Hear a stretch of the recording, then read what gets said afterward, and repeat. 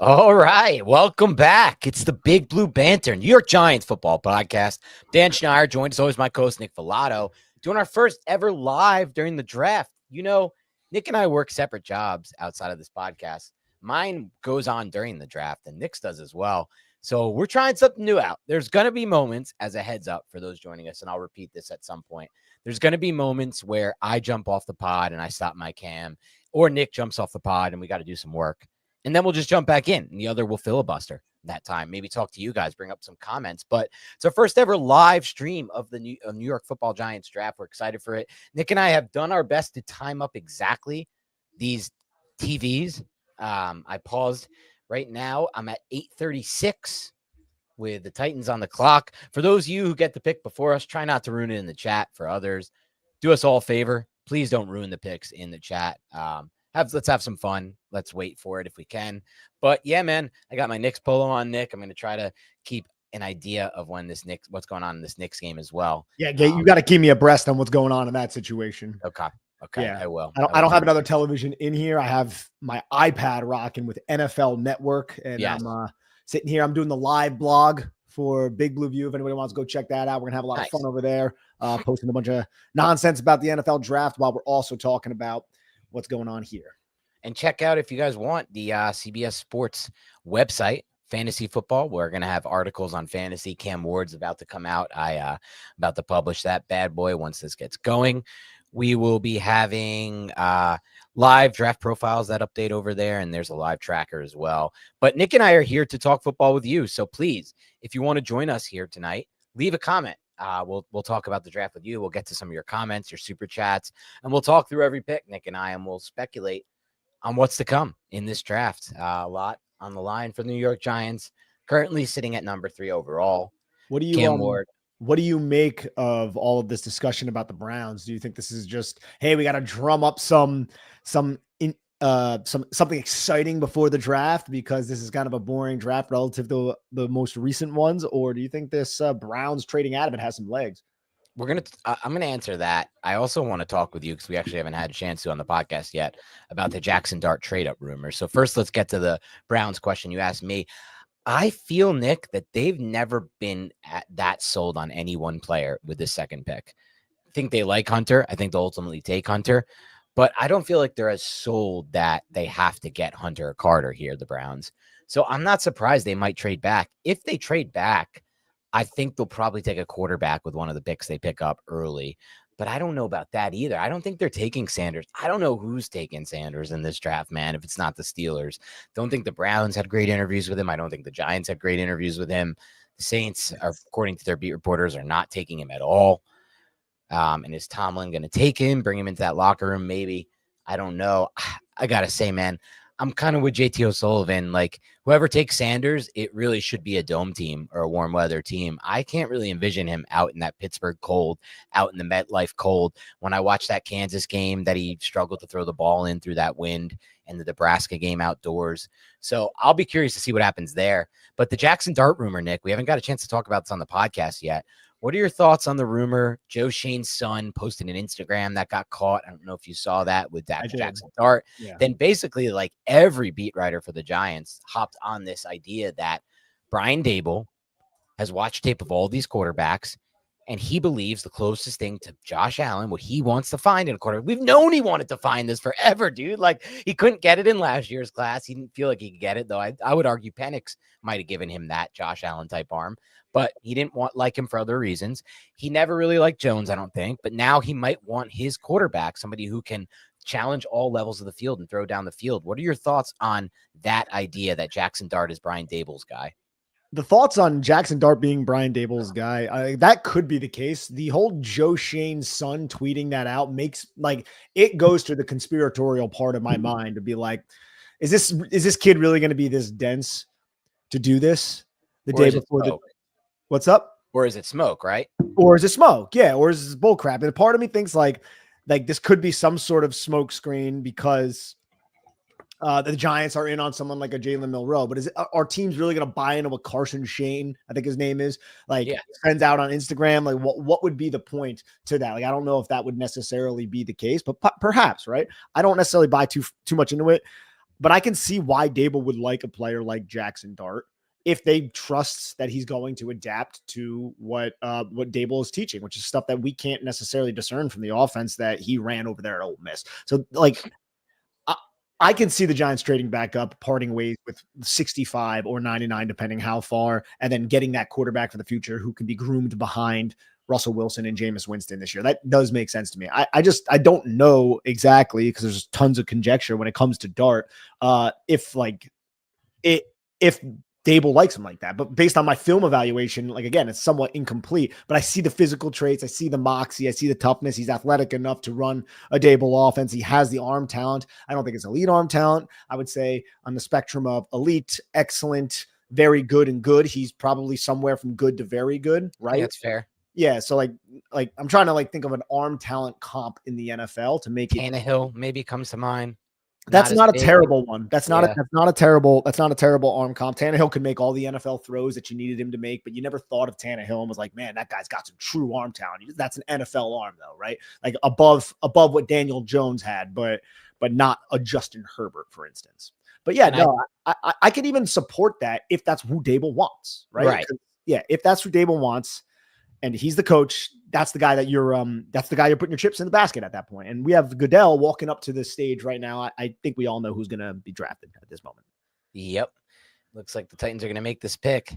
And the way I think about it, Nick, dealing with some work text. By the way, I'll be looking at my phone, answering work text, things of that nature throughout this stream, which is unfortunate, Nick, because I had something tipped off to me that I won't tip off to you.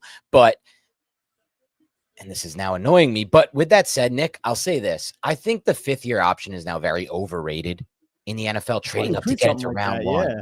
What'd you say? I saw you tweet something like that.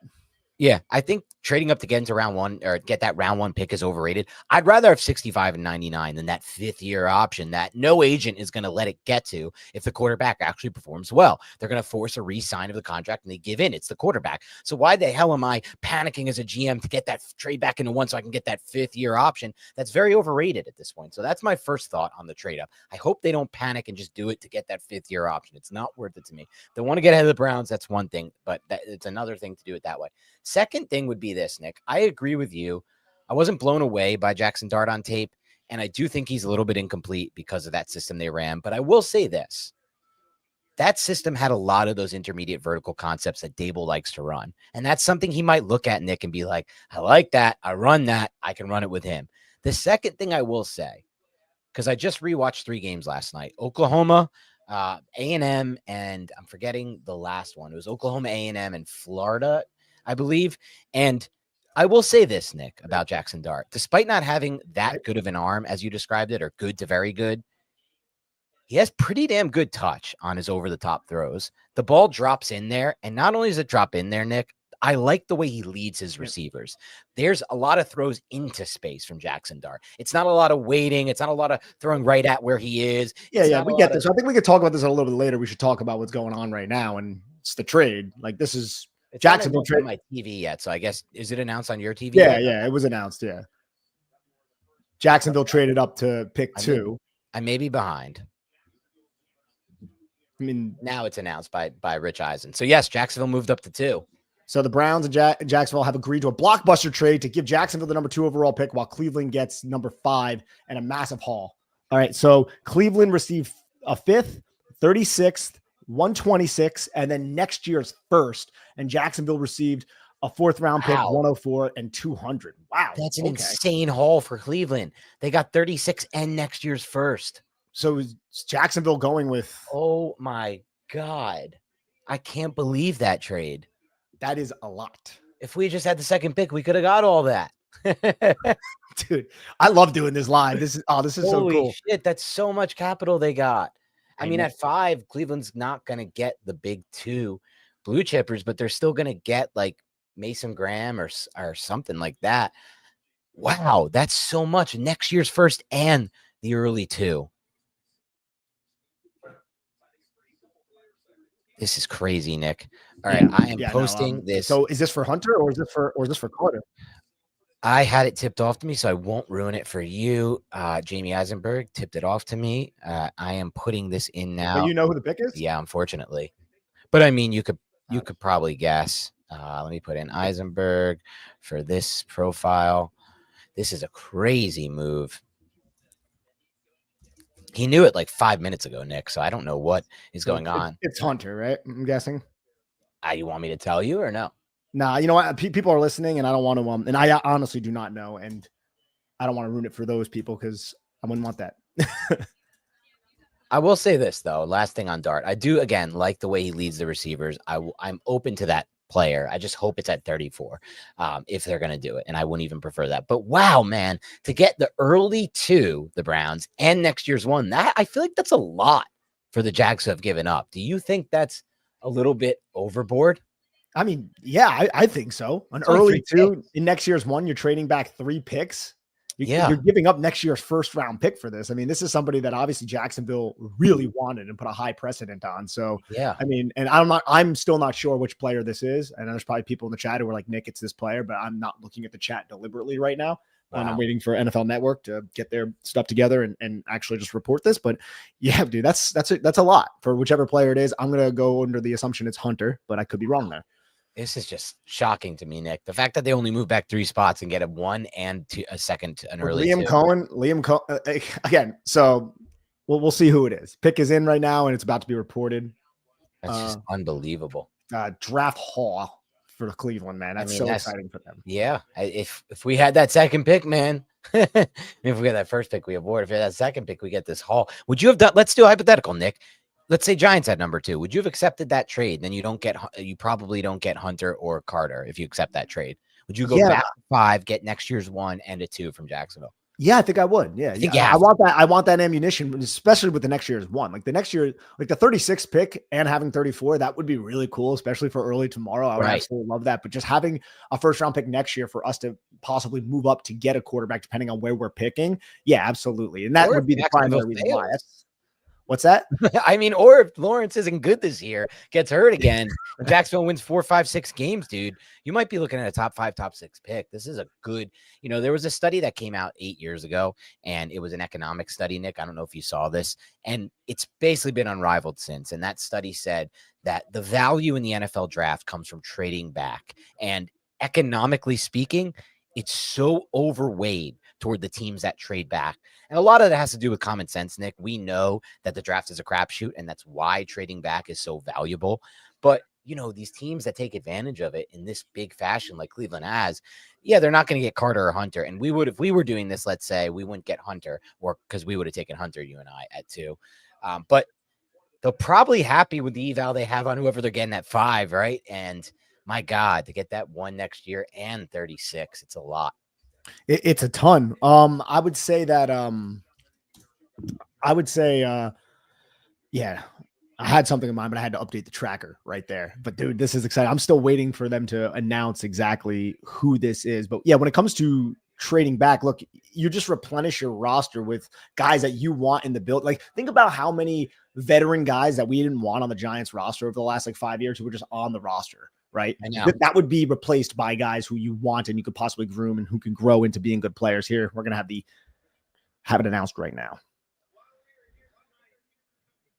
Is that Eric Armstead? I think so. Where's everybody, by the way? I only see 218 people here. Let's go, boys. Get in here. Boys and girls, get in here as we wait for this pick. We need more people in. Unfortunately, I can't tweet this right now. But let's join us. Get in the chat. I see a super chat already, which I like. Yeah, thank you for joining us on the podcast. As I said, there will be some moments where Nick and I have pauses or one of us has to jump off to do some work. I'm going to, at some point, have to grab this article for the player that is being selected now with this pick. Nick, you know it now or no? No, not yet. Okay. And then after this is made, the Giants will be on the clock, Nick. Holy shit. We're on the clock already. Quick when you're a bad team. It sadly does. How much anticipation they used to build up here for this draft. I know. I can't believe that trade. I'm still kind of shocked a little bit from that trade. It was just a wild amount of ammo they gave the Browns. It is. All right, Armstead, let's get through it. I'll say this, Nick, from the Giants standpoint. I'll let you hear this first. From the Giants standpoint, this is probably not a good thing the Browns have 36 and 34 in the sense of if they want to trade back up to get a quarterback that we like and that they like, we kind of lose out there because they're going to be able to do it. Absolutely. And next year too, if they don't do that, and we're right. Yes. Maybe that's what they're doing. Oh, I was just thinking about one thing though. I hope the Giants aren't panicking in the war room. Like, Cleveland has all this ammo. We really got to trade up to 18. We got to do that. Oh my God, dude. If we give up 34, 65, I don't want it, man. I don't want to give it up for these quarterbacks. They're just not good enough. Yeah, that makes sense. Yeah. So you knew that like 20 minutes ago? Yeah, literally just like 10 minutes ago, because Jamie's probably on Twitter and they're getting mad updates over there. I'll probably have a few broken to me. I'll just keep it away from you. I mean, I got to imagine it's going to be Hunter if it's not a trade. I mean, Carter if it's not a trade. It's got to be Carter here. Imagine if we hear Jackson Dart. It's going to turn this show into an insane spin of tilt. Hold on. Give me 1 second. I'll be right back. Yeah, dude. Do your thing. Do your thing. Now it's just me sitting here talking. Guys, we have silence from Dan's end. What's going on, everybody? Everyone having fun? I am actually very scared to check the chat just in case one of you degenerates learned who the Giants picked. I don't want it spoiled that way. I want to hear it come from the mouth of Mr. Rogers. True. Oh, Dan's back. I'm back for now. I got to wait for this to come in. My stupid friends won't stop freaking blowing up. I want them to shut up. The damn group chats. Yeah, the group chats are rough. Mine too. Well, Travis Hunter. It was a dream for a while. You and I, Nick, we really liked Hunter. I thought we were going to get him at one point because the early reports were the Browns are taking Abdul Carter at 2. So I was like, all right, we got Travis Hunter. I do think he's the best player in the class by far. I do think he's a generational prospect, but I really like Abdul Carter as well. Liam, just think about Liam Cohen now with Travis Hunter and Brian Thomas Jr. Yeah, like those are two big, smooth. Well, he's not super big. Those are two smooth wide receivers. Oh yeah, in and out of breaks, explosion. And it's gonna be him and Tyson Campbell. I think it is now. Like I think Campbell's still on that squad defensively. Who knows how they're gonna play this guy? They're showing his clips up here. He's so explosive post catch. I can't wait to watch some of these Abdul Carter edge bends in a moment. Yeah, that's what we're looking at. That's what we're looking at. And then the Giants will trade back up if they want to. I'm interested now, man. Cleveland's one of those teams. Like, what are they going to do at 5 at this point? Cleveland, that's the thing. So that's the position we would have been in with all that extra ammo. I guess at that point, it's Mason Graham maybe for them. I don't know, man. New England, I think, is going to take an offensive tackle. That would be my guess at 4. They went with, I mean, I'm pulling up their depth chart at the moment. Yeah, but Browns. To my knowledge, don't they have? Imagine if they go Sanders at 5. That's like, I mean, I think if Stefanski can get the most out of a player like that, right? Yeah. I don't know if they love him. I haven't really heard much about their tackle situation. They have Conklin still. Cornelius Lucas they brought over from Washington, and then they have Big DeJuan Jones. They could use another tackle. Maybe Membo. There. Membo. How do you say that guy's name? I don't know. Yeah, it could be. They could go with another short-armed offensive lineman from a big school. They had success with the last one they drafted. Oh, here we go. The Giants are on the clock, but they haven't said it yet. I know this is going to get tipped off to us. I'm going to try my hardest not to. Oh, yeah, I am not looking at that live chat, bro. Not just the live chat, but my fucking chat. Okay, we're up to 255. Please hit the like button, everybody. Give me a like. What do you say? Give me a like. Give me a comment and a like. I'm gonna hit the like button right now for my alternate account. What up? What up? Louis Pasco, what up? James, what up? Who else is in here? Adam, how you doing? How you doing? El Scorcho. Pick is in. Pick is already in for the Giants. Wow. The Giants wasted no time. No time, dude. Literally Giants no time. Knew who they were taking. So does that mean it's a quarterback a la Shador Sanders, or is it Mr. Abdul Carter, or is it Jackson Dart? Is it Daniel Jones 2.0 all over again when it comes to just being a surprise pick? Even though I didn't have it tipped off the Daniel Jones pick, but I think Charles Robinson of Yahoo said, yeah, the Giants are taking, like the night before the draft, said the Giants are taking Daniel Jones at 6. Yeah. And I was like, What? No, no He did say way. that. It's exactly what happened. He did say that. I mean, you and I had a second round grade on Jones, so we don't think at any point we were happy about the pick, but he did get us to become fans that rookie year. I mean, he had a nice preseason start and then a good start to the season. But Dart at 3, I'll say this. Maybe it's just because I was watching last night with the lens on, like the blue colored lens, Nick, of wow, that ball's kind of let out into space. The receiver's running under it. Wow, again, Jackson Dart's leading that ball into space. I kind of see the vision for Dart, not at 3, but I don't know that I'd feel that much more. Like Dart at 3 versus Sanders at 3 to me is not really that much of a difference, Nick. I kind of think it's just pick your poison, whoever you like. Like to me, after Ward, none of these quarterbacks are really worth it in this range or anywhere close, Yeah, really. I'm pretty sure the Giants are going to take Abdul here. And I think so too. And I think it's just pick your poison at that point with the quarterbacks. Like I wouldn't be surprised the Giants' second quarterback in this draft class, Nick, is Jackson Dart or Jalen Milroe or Shador Sanders. Like it's just kind of here we go. Here we go. Let's hear it. Let's go, baby. Let's go. Abdul Carter. Whoa. All right. Look, we've talked extensively about Abdul Carter. He is now a New York Giant, and the Giants may have the best pass rush in the National Football League right now. They did the right thing. Yes, they did the right thing. This is the Ernie Accorsi strategy, and plenty of other very smart NFL minds have also replicated this. We saw the Eagles win a Super Bowl off the back of this defensively. Just get pass rushers in the building, people who can get after the quarterback. Abdul Carter does that incredibly well. So Yes, I he love does. this. I love this for the Giants. Not only does Abdul Carter do that incredibly well, Abdul Carter is going to be, in my mind, and here's some highlights of him just bending the edge like an absolute beast. He's going to be, in my mind, a real weapon for us, Nick. Led FBS in tackles for loss. I love to see that. He's going to be a real weapon for us against the Eagles and against the Washington Commanders. That's where I'm really most excited to watch Carter, because I've seen it against Illinois, watching that tape. I know how they're going to use him against those two quarterbacks. They're going to say, big part of your game as a quarterback is having the ability to step through that A and B gap and run on us when we drop back and we play zone against you. We're taking that away because we're going to still have Kayvon on the edge. We're going to still have Dex in the middle. We still have Burns on the edge. And we're going to put Carter over the A gap or the B gap. And we're going to have his eyes on you. And you watch him close that width. I watched him close that width against who's the Illinois quarterback this year? Forgot his name. I don't remember his name, but he did that all throughout the fourth quarter. He was spying all throughout the fourth quarter. He just made it on that. Yeah. Mm-hmm. Right. Like just like you said, he made it so that's not possible. And that won't be possible for Jaden and Hurts. Now, those are much better athletes, by the way, than the Illinois quarterback. I'm not comparing those guys at all. But this guy is a hell of an athlete, and I think he'll be able to close that with. I think he'll be able to do it, man. This is an exciting pick. Penn State, Nittany Lion. We got some Nittany Lion fans in here, I'm sure. And so, you know what? This is as good as it gets. Oh, absolutely, man. And there's so much you can do with Abdul Carter just as a high side rusher. He still has some room to grow with his hand usage. I'm not confident that he's going to be this elite run defender. And I think that's something Shane Bowen may have to get creative with.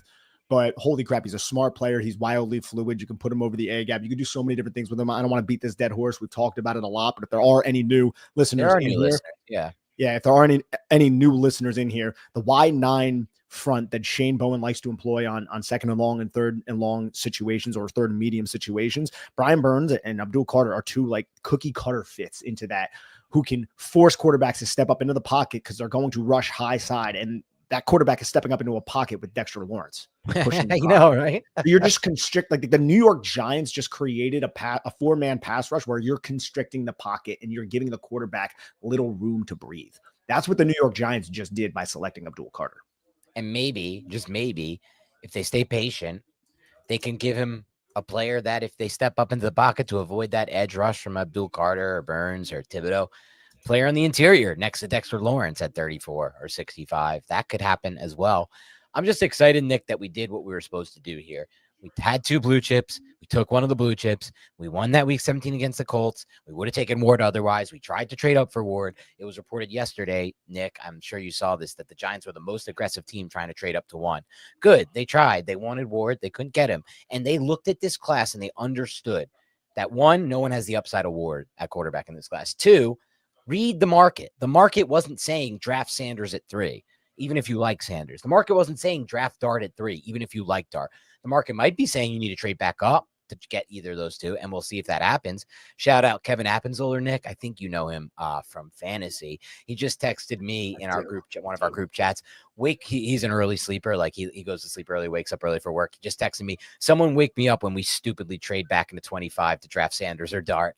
So I know where his head is at, and I know where a lot of Giants fans' heads are at. I don't think a lot of people want this trade up, Nick, and I don't blame them. You want to take one at 34 and sit and wait and play this thing patiently and read the market, fine. But don't just fucking jam in to 25 or 18 and blow up your whole draft picks to get one of these quarterbacks, because they ain't worth it. And they might be good. They might be good. I see why Dable likes Dart. I get it. But it's incomplete, man. You watch so many of – how many times did you watch Ole Miss and see wide open receivers? A lot. I'm asking you. A lot, right? Like it happens a lot. More so for than Sanders. More so again, for that's than other it all comes down to, look, like, I mean, we said it already. It all comes down to, look, this is Dable's guy. Dable wants him. We brought Dable back. This is this is what's going to happen. He's going to try to select his guy. Now that he's back, he's still the head coach. He has that carte blanche to do that. And he might be gone the next year. This could be a wasted pick. And I didn't want that to be a reality. But, you know, I would be a hypocrite if I sat here and trashed the pick, because I want the coach, who's a supposed quarterback whisperer, to get the quarterback that he can whisper to allow the Giants to freaking have success on the damn football field, you know? So, sure. but I get where you're coming from. It's a tough evaluation. It's something that we've discussed pretty extensively. And I'm open to it, by the way, Nick. And I'll tell you why. Did you watch the Jackson Dart John Gruden school? Not yet. No, I just saw it. I did watch that last night. I went into a full Jackson Dart mode last night. I did 4 extra hours on Dart. I rewatched 3 games and I watched the Gruden school. And I am open to Dart more so because of the traits and because of some of the touch he puts on those throws. And because how many times do we watch college quarterbacks and don't see him leading receivers on the deep vertical game? This dude leads receivers. He lets them actually run under it. And he talked about that with Gruden. He talked about the importance of letting his receivers run under the throw. That's big for me, dude. I just watched a quarterback for 6 years who never did that. And I watched Tyrod do it for 2 games and lead the NFL in explosive pass rate. Like, I want that again. Lead the receiver. Let Neighbors run under it. Let Hyatt run under it. Let Slayton run under it. That's what a good quarterback does. Not to say Sanders doesn't have moments of that as well, more so those outside fades. But I see the vision with Dart. I just prefer to play this patiently, Nick, because I don't really look at this market like the Giants have that much competition for quarterback. Cleveland for sure. Pittsburgh for sure. But Pittsburgh, dude, how many years ago did Pittsburgh just do the Kenny Pickett thing where they forced the quarterback in round 1 and they've went through those regrets? That leads me to believe they may not go Sanders at 21. They may not go Dart at 21. They may be like, we did this thing already. Let's not do it again. And then it comes down to Cleveland and the Saints as your competition for these quarterbacks. And I don't know, man. I don't feel like these guys are gunning to just take these guys and trade back into one for these guys. I don't know, though. We'll find out soon, I guess. We will find out soon. That makes this that much more exciting towards the end of this draft. The Giants could trade up at any time. And right now, I mean, look, if that happens, it happens. But I'm just glad the Giants did stay pat at 3 and they got the player that you and I both wanted here. We wanted him or Hunter. If Hunter was off the board, we were perfectly fine with getting Abdul Carter. And I think the New York Giants team is that much better right now with Abdul Carter as this. You could just use him anywhere on the front, really, depending on the situation and the context. It's going to be exciting watching him play football. It's going to be exciting watching him in training camp. It's going to be even more exciting in the preseason because training camp is training camp. You know, these DNs don't have a good chance there. They blow the whistle dead. But, man, it's going to be exciting watching him rush the passer, Nick, and just be out there as an athlete too, right? Like, this guy, again, led the CFB in tackles for loss. Just an absolute weapon going forward, moving backwards as well, getting his arm in passing lanes. I think he can be used in a variety of ways. It's awesome, dude. Our defense is getting really freaking good on paper. Yes. Javon Holland and Paulson Adebo. And really, dude, if Tay Banks takes any step forward, which realistically he should, the talent is there for Tay Banks to take the necessary steps forward. We've seen it happen already. The guy's head just needs to be screwed on correctly. And hopefully they can do that. Here we got the Patriots coming. Who do you think they're going to? Patriots are on the clock and the pick is in. We'll discuss this in a second. And then let's do some supers, Nick. Let's see. All right. Campbell. Yeah. This is what was expected, right, Nick? Yeah. Will Campbell, short arms, but just a technician as an athlete. at the offensive tackle position. People say, oh, he's going to kick inside to guard. I think his arms were, I don't have his numbers in front of me. I know they were like 33 inches, I think, at his pro day. You can be a 33-inch tackle if you're precise. And he is a smart player who, from all the tape I saw of LSU's offense, he was fine. I didn't study him though. So I'll say that much. Like, I didn't actually focus in on him and write an evaluation on him. No, myself either. Look, there's so many players to get to, Nick. There was no shot I was getting to anybody we weren't taking in this range. I did a couple tackles. I did Kelvin Banks Jr. from Texas, and I did Armand Membu. I really liked both of those players. I liked Banks a lot better than I feel like the consensus, but from what I saw of Campbell, I also like Banks better. But I think Banks might be in play for us, by the way. Not likely, but possible at 34. Not likely, but possible. That's why I looked more into him. Campbell and Membu, not much, because I knew we weren't having any chance at them. But with that said, New England kind of stayed on track here. Now Cleveland is up on the clock, and they're going to be in that position where do they just take Mason Graham or do they do something different? I think you're right. They might look at tackle like Membo. Imagine if they take Ashton Genty at 5 because Nick Chubb is kind of done there. I was just about to bring that up. When does Genty go? Like, again, this like goes down to the whole, like, look, he's the last blue chip, depending on how you quantify that, but the last blue chip guy who's available right now, and somebody who would step on your roster. And it's not crazy to think Ashton Genty could be like a top 6, top 7 running back in the NFL, top 5, we could even say. Not like, crazy. That's not a crazy thing to think, right? Would you say Bijan is already? I would. Yeah. Yes. I believe so. And it's just like his movement skills are just, when you watch Bijan Robinson, you're like, that's different than what I usually see. Like, it's similar to Jahmyr Gibbs, right? I don't know where Jahmyr Gibbs stacks up against other NFL talent, but when you watch him play, you're like, not a lot of guys run like that. Right? Like, not a lot of guys can move like that. So, and Bijan is very similar, but even more different than like they're just so sudden. They're just so sudden, like how they change direction, how they put their foot in the ground. They're just in another atmosphere. You're just like, how did that happen? You know, I kind of think I like Genty even over Bijan. Bijan had better college tape, but I like Genty's game better for the NFL. I can see that. Yeah. And it's just, he's just miraculous at presenting a target and then that target be erased and forcing these tough tackle attempts from defensive, especially when people have momentum, right? I like some. No, you're right. Yeah, I was just gonna say the thing I like the most about him is he was a former receiver, so I think he's going to be unlocked in the NFL that way. He was not used well at Boise in that way. There's so much more meat on the bone there, but we'll see where he comes off the board. In the meantime, Nick, as we wait for Cleveland to make the pick, let's hit some supers. I saw them coming up in the chat. All right, Dylan Manning 3, thank you so much. Says, here's a thanks for watching the film, so I don't have to. Let's go Big Blue. Love the work, guys. Dylan Manning 3, we appreciate you. Michael Bearcheck, thank you so much. Hopefully I said that correctly. Thanks for getting us through April. What's your ideal first round for best content between now and the season? Ooh. Oh, that's funny. Like, what would give us the best content? Trading up would give us a lot of content for QB, right? Yeah. Well, I think for content wise, it wouldn't be going Abdul Carter because we just did like 3 months of, hey, they might get Abdul Carter, right? Like, but like this, like that's what we wanted. Quarterback is always best for content. Anything to do with quarterback. So probably trading up and getting a quarterback, which could still realistically happen. Agreed. Quarterback for content purposes. Thank you so much, Michael Bursick, I think it is. I don't know, but thank you so much. And Michael Trainer, no question, but thank you for the donation. Really appreciate all you guys donating right now. Absolutely. Obligatory Abdul from Jake. Thank you, Jake. Always great to get some input from Jake. And then Mr. David Goodman. I'm all in on Dable getting the guy he wants if it happens. His quarterback evaluations are good. If we get one blue chip plus the quarterback they want, that's good. Can't disagree with that, man. Can't disagree with that.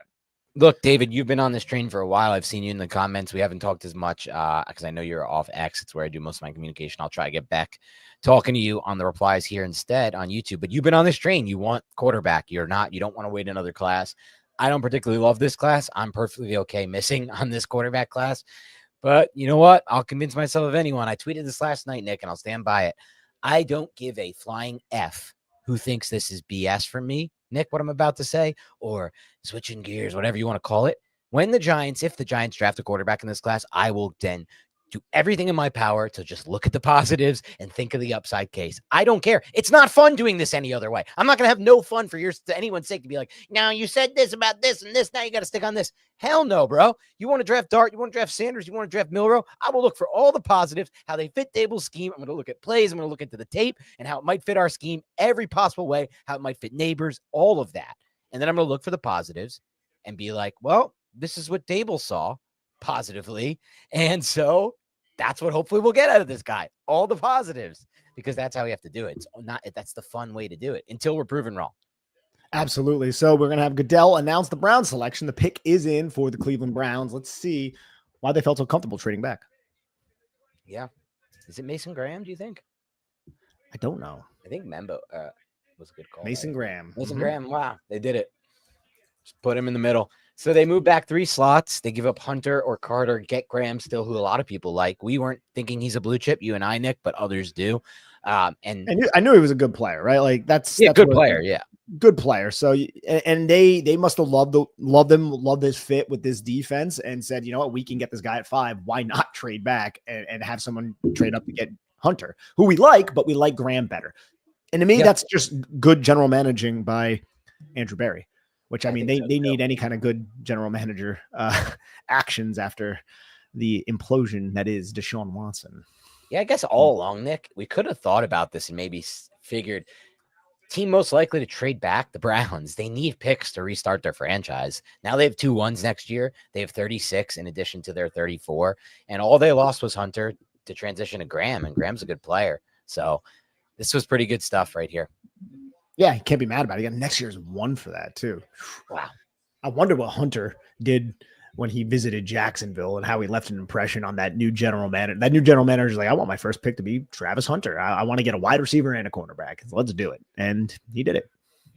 1 second, Nick. I need to answer a couple things for work. Hey, answer your things for work as we sit here. And we're having a good time, right? How's everyone feeling with the draft? I think a lot of people are coming away happy. You know, usually with these New York Giants drafts, I'm not usually too happy after day 1. There was like a good 6-year stretch where I was pretty pissed after day 1, dating back to like college me. Like I was not happy with what the New York Giants were doing. But recently I like the Tay Banks pick. I like the Kayvon Evan Neal, and none of those have really worked out all that well quite yet. Kayvon's a good player though. And this one, I'm hoping it's better. I'm hoping that Abdul Carter can live up to his potential, Dan, because he's got a lot of it. He's got a lot of it. He does. I'm really excited. We did the right thing, you know. All right, let's get to Michael Ramirez Jr. Now is the time. Ooh, you went on a mini one before. Now is the time for a Dan Schneider rant. A blind monkey can make that pick. Joe Schoen put the team first and didn't reach. Great sign for what he plans on doing with this draft. BPA over need LFG. It has been a while since I ranted. I guess that was like a mini little thing just now about how I will be mad at anybody who's like, nah, you didn't love this guy. No, but look, you're right, Miguel. He did the right thing here. I wouldn't say it was like a novel pick by Joe Schoen or he did anything great. Like if you want to look at like who's winning this draft, Andrew Berry gets a lot of credit for his trade down, but the Giants weren't picking it too. And the Jaguars didn't want Abdul Carter. They wanted Travis Hunter. So that was the pick. It's funny, Nick, like Titans got Ward at 1. We wanted Ward. We tried to trade up. Browns got this massive haul and we are sitting at pick 3 and nobody wants to trade with us. It's fine because I love Carter, but it's just funny. I'm curious, David already sent a super, so I want to put this comment up there. He said, this is a bad trade by Cleveland. David, can you substantiate your claim here, or can you give us some reasonings as to why you feel this way? I am curious to see where your head's at there. Yeah, and for those listening now or joining in, feel free to join us in the chat with a super chat, and we'll answer your questions or talk to everybody in the chat. I'll try to get back in there and say what's up. We'll be streaming the rest of the night one, talking draft as this draft goes by. A few breaks here and there for me and Nick. Nick is running a live blog, and I'm doing some work on the other end, waiting for this Hunter and the next pick, which unfortunately was tipped off to me as well. Is it a surprise? Don't tell me what it is, but am I going to be surprised? I don't think so. Is it the best player left on the board? I'm not going to just give away what this pick is. Oh, okay, so it's Ashton Genty. I said I'm not going to give away what this pick is. It's crazy. I've watched Game of Thrones with you. You gave away like every single thing in every single episode. I hate that you say that because that's so untrue. It's really fucking pisses me. That makes me so mad when you say that. I gave away nothing. I actually had a friend who gave away the red wedding to me. The purple wedding to me. I never said purple wedding to you. I never said red wedding to you. The only thing I did was try to move you in the direction of understanding who John's mom was. And what that connection was. But I was never giving that away. I tried to move you in that direction. And then somebody who actually used to follow us on YouTube had the name. I know. It's too late. I don't care about spoilers. You know this. If you're listening now and you haven't seen Game of Thrones and you want to, A, you're a jerk off for getting mad at spoilers. No, I still love you, but you kind of are because you either watch the show or you don't. B, Ashton Genty is Ashton a Genty. Raider. But B, his name was like what was it? It was Snow Targaryen. Yeah, I Snow remember. Targaryen. Yeah. So it was like, oh, so he was, yeah. But I won't give that away any further. But that was the big theory. But wow, Ashton Genty to the Raiders. I don't think this is a surprise, Nick. Right? Like this was talked about a lot. They want to restart their offense with a player like this. He's the best player on the board. They have Geno Smith. They brought in Tom Brady to be ownership. New regime, new everything, head coach. So I won't say this is a big surprise. Would you? No, I don't think it's a surprise. Pete Carroll's there right now. Yeah, Pete Carroll. Bringing back that rushing attack, right, with Geno Smith back there slinging the rock. So no, I don't think it's a surprise. They could use a lot of different things. Taking a running back top 6, but this is the best player available, and Pete Carroll has his way of running a football team, and he successfully has done that in the past with a strong rushing attack led by Marshawn Lynch. So yeah, I get it. Lynch-like player in Ashton Genty. I think more talented than Lynch and a better player overall, which is crazy to say, considering what Marshawn Lynch was. Maybe I'll take heat for that. I don't care because he is going to be better than Lynch if he stays healthy. It's crazy, dude. I'm in so many group chats with Jet fans, and my phone is blowing up right now with the Jets on the clock. Wow, we just got an insane super chat that I'm looking at in the chat. If you're going to pull that up. Oh, wow. Okay. Yeah, we'll do that right now. Ben, thank you so much. That's so kind of you, man. We really appreciate it. Huge fan of your work, man. OBJ. A token of my appreciation. Keep it up. Hey, Ben, thank you so much. Thank you so much, Ben. This is insane. I've never seen a super chat of this amount of money. We really appreciate this. You obviously appreciate our work. I really appreciate you for appreciating our work. We may need to pull this off YT, though, Nick, with those kind of super chats. Like, IT's getting too much of a cut from this. They don't deserve any cut from this. But if it's going to be that price, but thank you so much. That's really insane. I don't even know what to say about that. Thank you so much. Nick, I really appreciate that. Oh, absolutely. John Kirk, thank you so much as well. The defensive line is going to destroy the offensive line, and hopefully offensive line will get better with it. You are 100% right, John Kirk. Yeah, this offensive line is going to be tested earlier. But like guys like Jermaine Illuminor will not back down to that type of challenge, nor will he miss practice because that guy like never misses practice. I want John Michael Schmitz to get challenged more and more, go up against Dexter Lawrence. Hopefully it will. I wish it was iron sharpens iron. I don't think it's quite that right now, but he needs to show something or there's a few more in there, Nick, too. I think Jake Schnetzer above the Miguel one. No, I already got that one, but I know where we're at. Okay. Yeah. Matt Peliquin says it's draft time and golf season. Let's go. Oh, yeah. It is golf season. Still shaking out some rust, but I've had a couple good 9s. Not a full grade 18 yet. Best score so far, 94. Not what I'm looking for. I was going to ask you. 94 is not bad, right? Not anymore, Nick. We're looking for more. 94.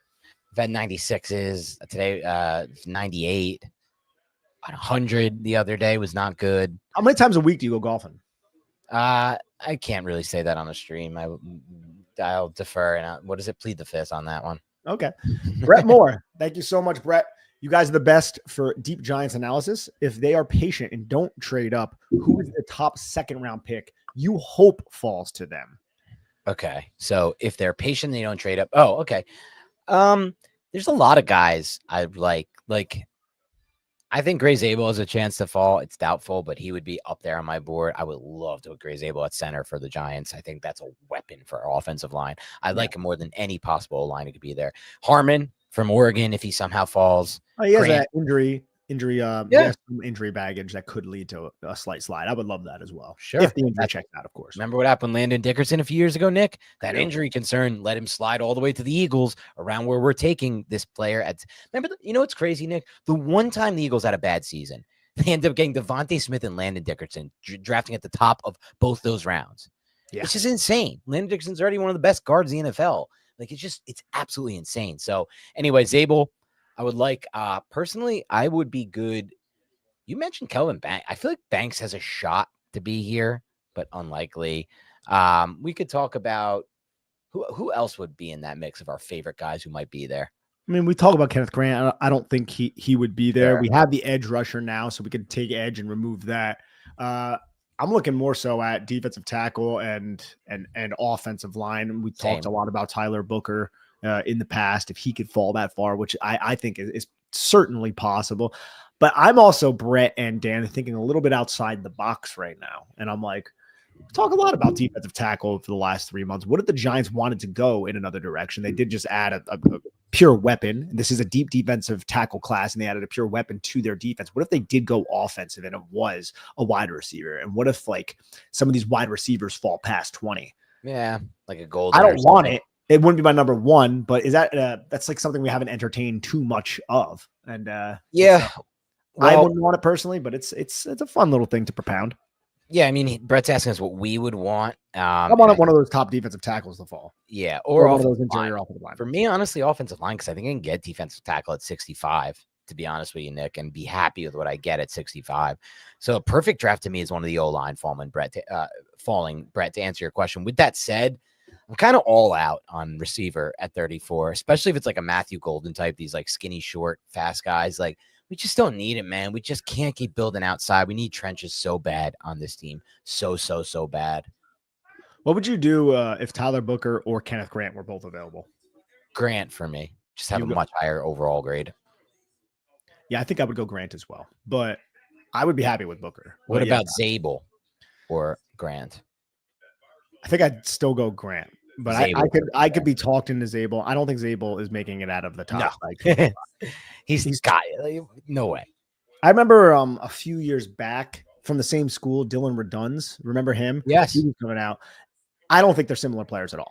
like I like Gray Zabel much better. And he moves so much better than yeah. So but I seen people make that comparison and say, oh, he's Gray Zabel slightly better. I'm like, nah, Zabel's a decent amount better. Yeah, he's a good amount better. He would immediately start over John Michael Schmitz. Immediately. Or they could put him at guard, I guess. Some news we got, Nick. Yeah, Michael Karras, thank you so much. Did y'all see Gruden's quarterback class with Dart? Dan has. I have not, but I will watch it probably tonight if the Giants trade back up and get Dart. What's that news, buddy?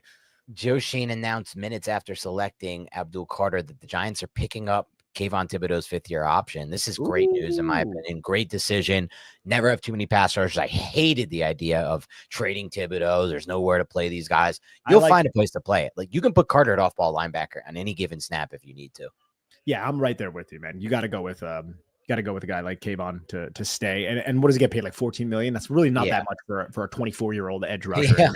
Now he's someone who will always get a one-on-one matchup if the Giants are in a pass rushing situation. Last year he was getting chipped a decent amount, not as much as Burnsley, but a decent amount. All right, Jets selection is coming in. You think they're going with Tyler Warren here, or are they going to go with Membo, offensive line? I think Membo. I think I would go Membo. I wouldn't go Warren. If it's Membo, I'm gonna think that you got it tipped off to you. I didn't get this one tipped off at all, actually. He definitely got tipped off. I did not get this tipped off. This was not a tip off. I admit a tip off when I get a tip off. This was not a tip off. This is a good pick by them, man. This is a good pick by the Jets. A smart pick. They went back-to-back tackles 2 years in a row with their first-round picks. That's pretty interesting. Do they have a new GM in there? They have to, right? Joe Douglas. Yeah, well, Douglas isn't there anymore. Yeah. I forget. I knew Joe Douglas was gone. Explosive knee bender, easy redirect. That's what they say about him. Dude, he's fluid, bro. He's a good mover, good hands, got some pop to him, power. I actually did an evaluation on Membo, so you guys can go check that out over at Giants Country. But he's a good player. He's somebody that I would have liked the Giants to get just because of his overall range, movement skills, body control, balance, center of gravity. Maybe he was a guy in play if they traded back. Possibly, but.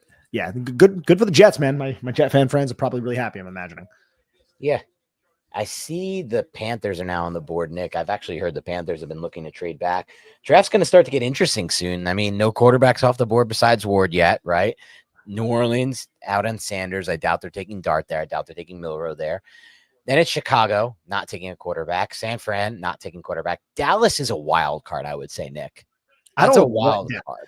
They could use a lot of different things.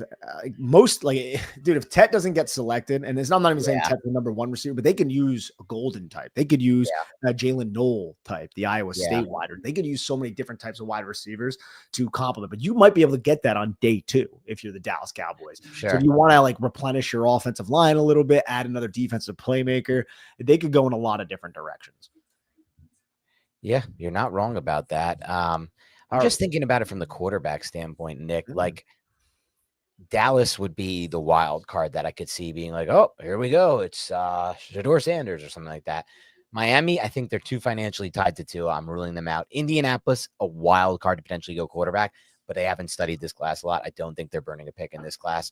Atlanta, no shot. Arizona, no shot. Maybe wild card shot. Cincinnati, no shot. Seattle, no shot. Tampa, no shot. Denver, no shot.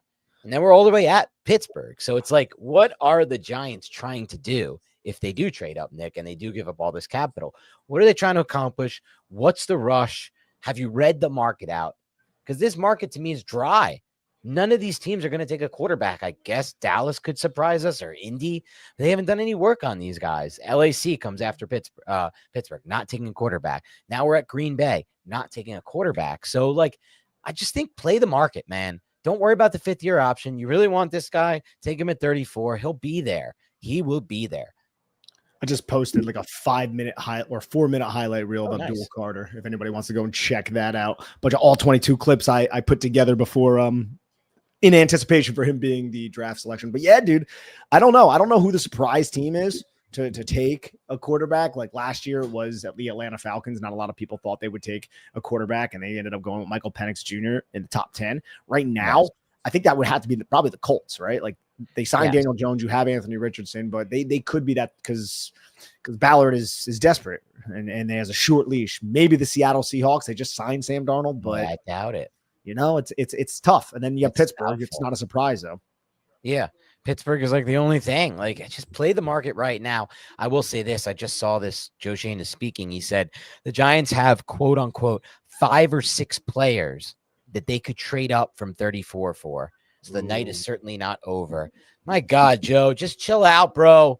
When he traded up for Jalen Hyatt, did that work out, Nick? He had to have Hyatt. No. When he traded up for, who was the other guy? Deontay Banks, 1 spot. Did that work out? Not yet. Chill out, Joe. Let the board fall to you. Speaking of first round busts, we got a Treasurer Summerhill asks, worst top picks by Giants. Is it Eric Flowers? Is it Baker? Is it Tony? Is it Neal? I'm going to throw Eli Apple in there as well. Sure. Where would you go? I think the worst top pick, geez, I don't know. There's a lot. Would it be Kadarius? I mean, you had the process of trading back, which makes me be like, I don't want to go with him. I think the Eli Apple one was a panic pick by Jerry Reese because Laramie Tunsil was smoking weed and he fell to the Giants and they were like, the weed's bad. I don't know what to do. And they just passed on him because it was such a weird and strange situation. And they went with a guy who they didn't even have in for a pre-draft visit. I'm not sure though, Treasurer or Summerhill. It could be all of them. None of them have worked out. I would say not Tony because they were able to trade him for something. But it was annoying because we lost out on Parsons and Slater. Neal, maybe. It's really Flowers or Baker for me. Baker just never played for the Giants, really. It's crazy. Besides 1 year, he was falling asleep in meetings and out of place. And then Flowers was horrible for the Giants. It's Flowers for me would be my pick. All right, we're going to have the pick is coming in here in a second, and then we'll get to some more supers. Thank you so much, everybody. Carolina Panthers, I don't know where they're going to go. I wouldn't be shocked to see them go with one of these tight ends, Tyler Warren or Colston Loveland. I wouldn't be shocked to see a defensive pick here. They could always use some defensive help. So yeah, it should be exciting. Joe Schoen also was quoted as saying, Nick, Kayvon Thibodeau will be here. You can never have enough pass rushers. So he gets it too. He also said that he got the sense at the Colorado Pro Day, Nick, that things were turning and Travis Hunter was going to be the pick at 2. Dable went to Colorado after saying he would not when the Giants shifted their travel itinerary. This is according to Joe Schoen. Contingent came back to New Jersey that Friday night. Dable drove to State College to spend Saturday with his daughter for Parents Weekend. Then he met Dable did with Abdul Carter for breakfast Sunday morning. And he said everything they hoped to hear from Carter when they met with him, or Dable said this at least, he lived up to that. So they really liked that meeting. What do you think they had for breakfast? I think he said it here, which is great reporting here by I think it was by Art Stapleton. He said they had scrambled eggs. Ah, okay, boring, but protein. We get good. a take from you, Nick. How do you like your eggs? Because scrambled is my is the worst version of egg for me. I could take scrambled. Ooh, Tet McMillan goes to the Carolina Panthers. There you go. I like Tet more than consensus. I just want to get that out there. I do as well. I don't really understand the what seems to be, I don't want to say hate, but there seems to be a lot of negativity around him. It's one of the better, I'm going to attack the football, and if it's thrown in my area code, I'm coming down with it type of wide receivers that I've seen in a little bit, right? So he plucks it. Like we always talk about plucking the football out of the air. Tet McMillan, he plucks the football out of the air. And I love those type of receivers who attack. He's just not necessarily, the most fluid and, athletic like some of the other receivers in the draft. But I liked his tape. Me too. I will say this quick little eggs rankings, Nick. Best version of egg, poached eggs. Okay. Absolutely the best version of eggs. I can't make them. They're hard to make, but they are the best version of eggs. Don't you like put it and you like boil it or something? You have to do this this very delicate way of making it. But you cut that open. And for me, a big thing with eggs is, Nick, why I eat eggs fried, sunny side up type stuff or medium, because I want the yolk running. I want to cut into that egg and get the yolk running. I once referred to it as egg juice, and I stand by that. I want to get the egg juice. Wow. Yeah, I want to get that yolk all over all the whites. That's what makes it taste good.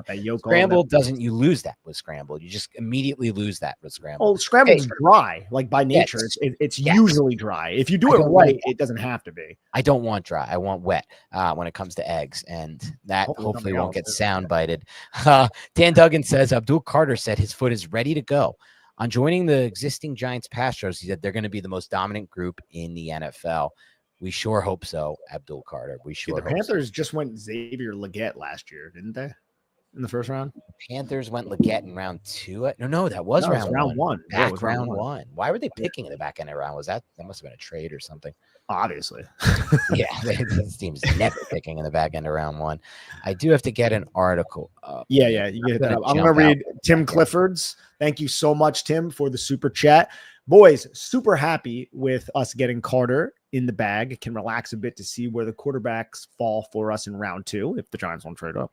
By the way, Dan from Context Clues, I live about 2 miles from you, and I'm always looking for golfing buddies. Hit me up. Well, Tim, slide into Dan's DMs on Twitter. Maybe you guys can organize a golfing game. I would join you if an invitation was extended to me, but I may fall asleep on the 5th hole because golf is boring. But I would join for the banter. God, that's such a bad take. Such a bad take by Nick. But Tim, thank you so much for the donation and for the super chat. I'll say this, Tim, you wouldn't be the first Big Blue Banter listener who I've golfed with. There was a listener last year, I won't shout him out in case he doesn't want his name out there, who hit me up he actually found me on 18 birdies, which was bad, Nick, because I had to immediately change my name because I don't want anyone knowing my 18 birdie situation. But with that said, he found me on there, hit me up, and we played like 2 or 3 rounds last year. It was a lot of fun. So Tim, hit me up, find me, and we'll play some golf for sure. All right, Nick, I'm going to jump off for a second. All right, Dan's going to jump back off. So we're going to get to another super. Bird 67. Thank you guys. I enjoy your analysis and conversation. Keep it up. Well, Bird 67, we really appreciate that. We're going to get to some of the other supers here in a little bit, but I am I don't want to say confused by the Panthers pick. I guess this is just, hey, we got to surround Bryce Young with more talented young wide receivers. This is a deep wide receiver class, right? They must have loved themselves some Tet McMillan, or they just do not like Xavier Legette. I felt like Legette came along, though, towards the end of the season. Let me know what you guys think in the super chat. But the pick is in as well for the New Orleans Saints. I wonder if this is going to be a quarterback. We have Rappaport sitting here talking at the moment. Can't really hear him, though, because I'm talking way too much.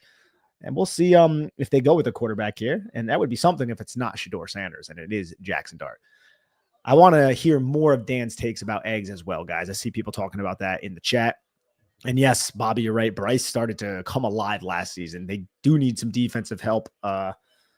It's a deep defensive draft class, I guess you could say. It's certain positions, defensive tackle. But Derek Brown should be back healthy next year. He was, I think he tore his meniscus or something. He hurt his knee at some point, I think early last season, and ended up not playing for the Carolina Panthers. It certainly hurt their run defense for sure.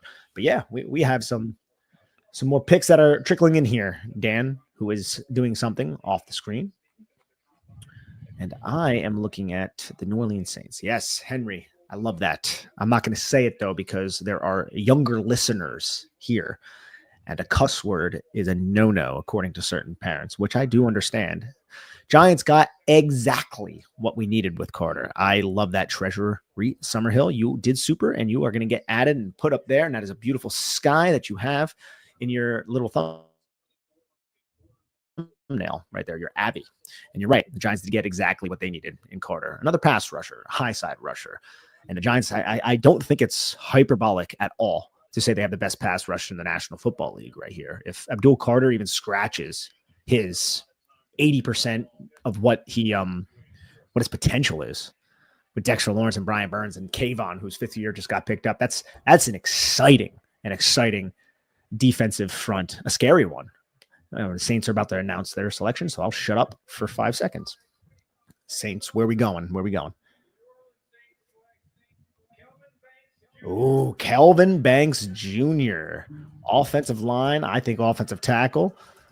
Some others think he's more of a guard, but I really liked Kelvin Banks Jr.'s tape. I think I tweeted about him back in like January when I saw him just blow up some like little cornerback in space on this screen pass that he kicked out, and he just absolutely annihilated him, and I absolutely loved it.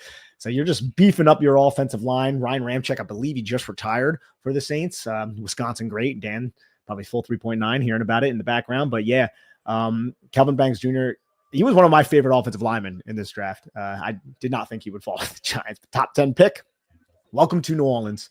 He could be the tackle for him. Put that in and let me update my little blog over here. If anybody has any things they want me to put in the blog, you could shout it out in the comments and we can have some fun. You can go over to Big Blue Blue and Big Blue View and read it. You see Kelvin Banks went off the board, buddy? That I did. And I'm with you. Kelvin Banks was a player that I was higher on than consensus as well. I felt like his whole profile was pretty solid. Started a lot of games, could move, just felt like he was a better tackle than people gave him credit for during the pre-draft process. Trying to say the NFL saw that.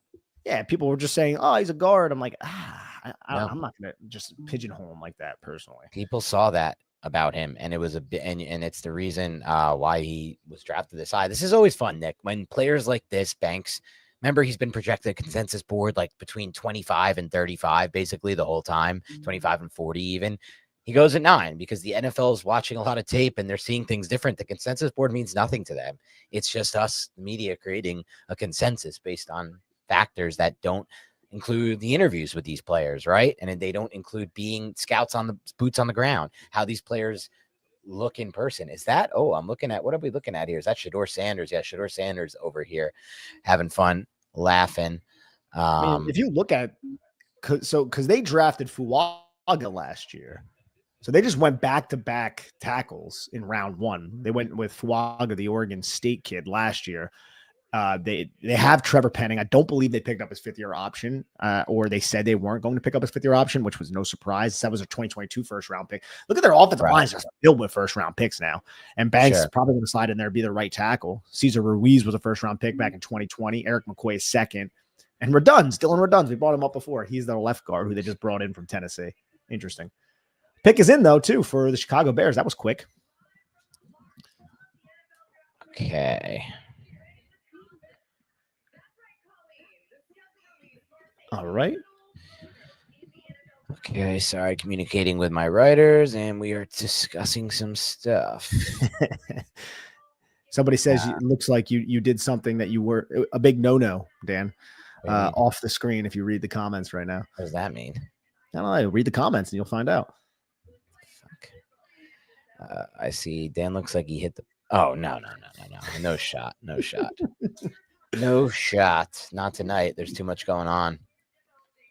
All right, who are the Chicago TV Bears? At the end of the night to go to sleep. That's about it in my future. Let me see something real quick as I get I got stuff I'm doing, but we will be talking, Nick. What's going on with the Nick game, by the way?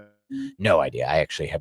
I said I was going to help out. I'm wearing my Nick shirt for that reason, but I have no idea. There's way too much going on for me to follow the Nick game, but I will do a quick peek. And the Knicks are up 6 going into the end of the 3rd. The Knicks are up 6. That's all I needed to know.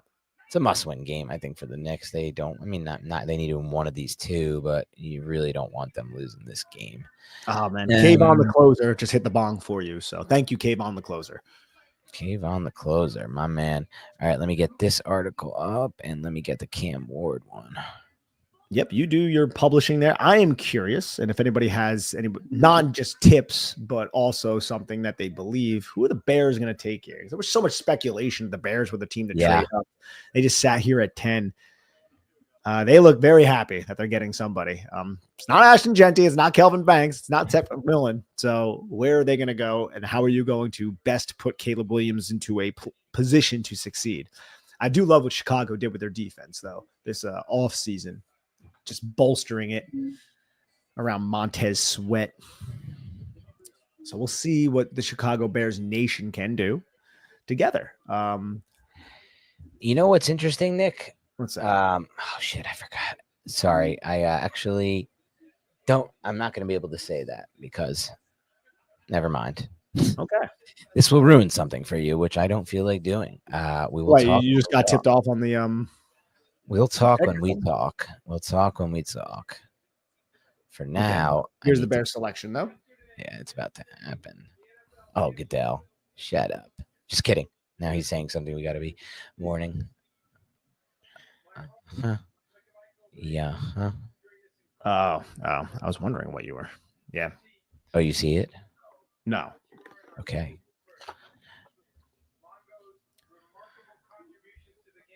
We're talking about something that is making us not talk at the moment. Yeah. Steve McMichael. Yeah. R.I.P. Let's do this one. This. Get all your work done in this little lull. Little low we got. Little low we got. Who is no, they got Cole Kmet right now, and then they had Gerald Everett last year, who they didn't seem to like using, even though he was the boy of the boy coordinator. But yeah, the boy. I like that. 50th anniversary. The boy.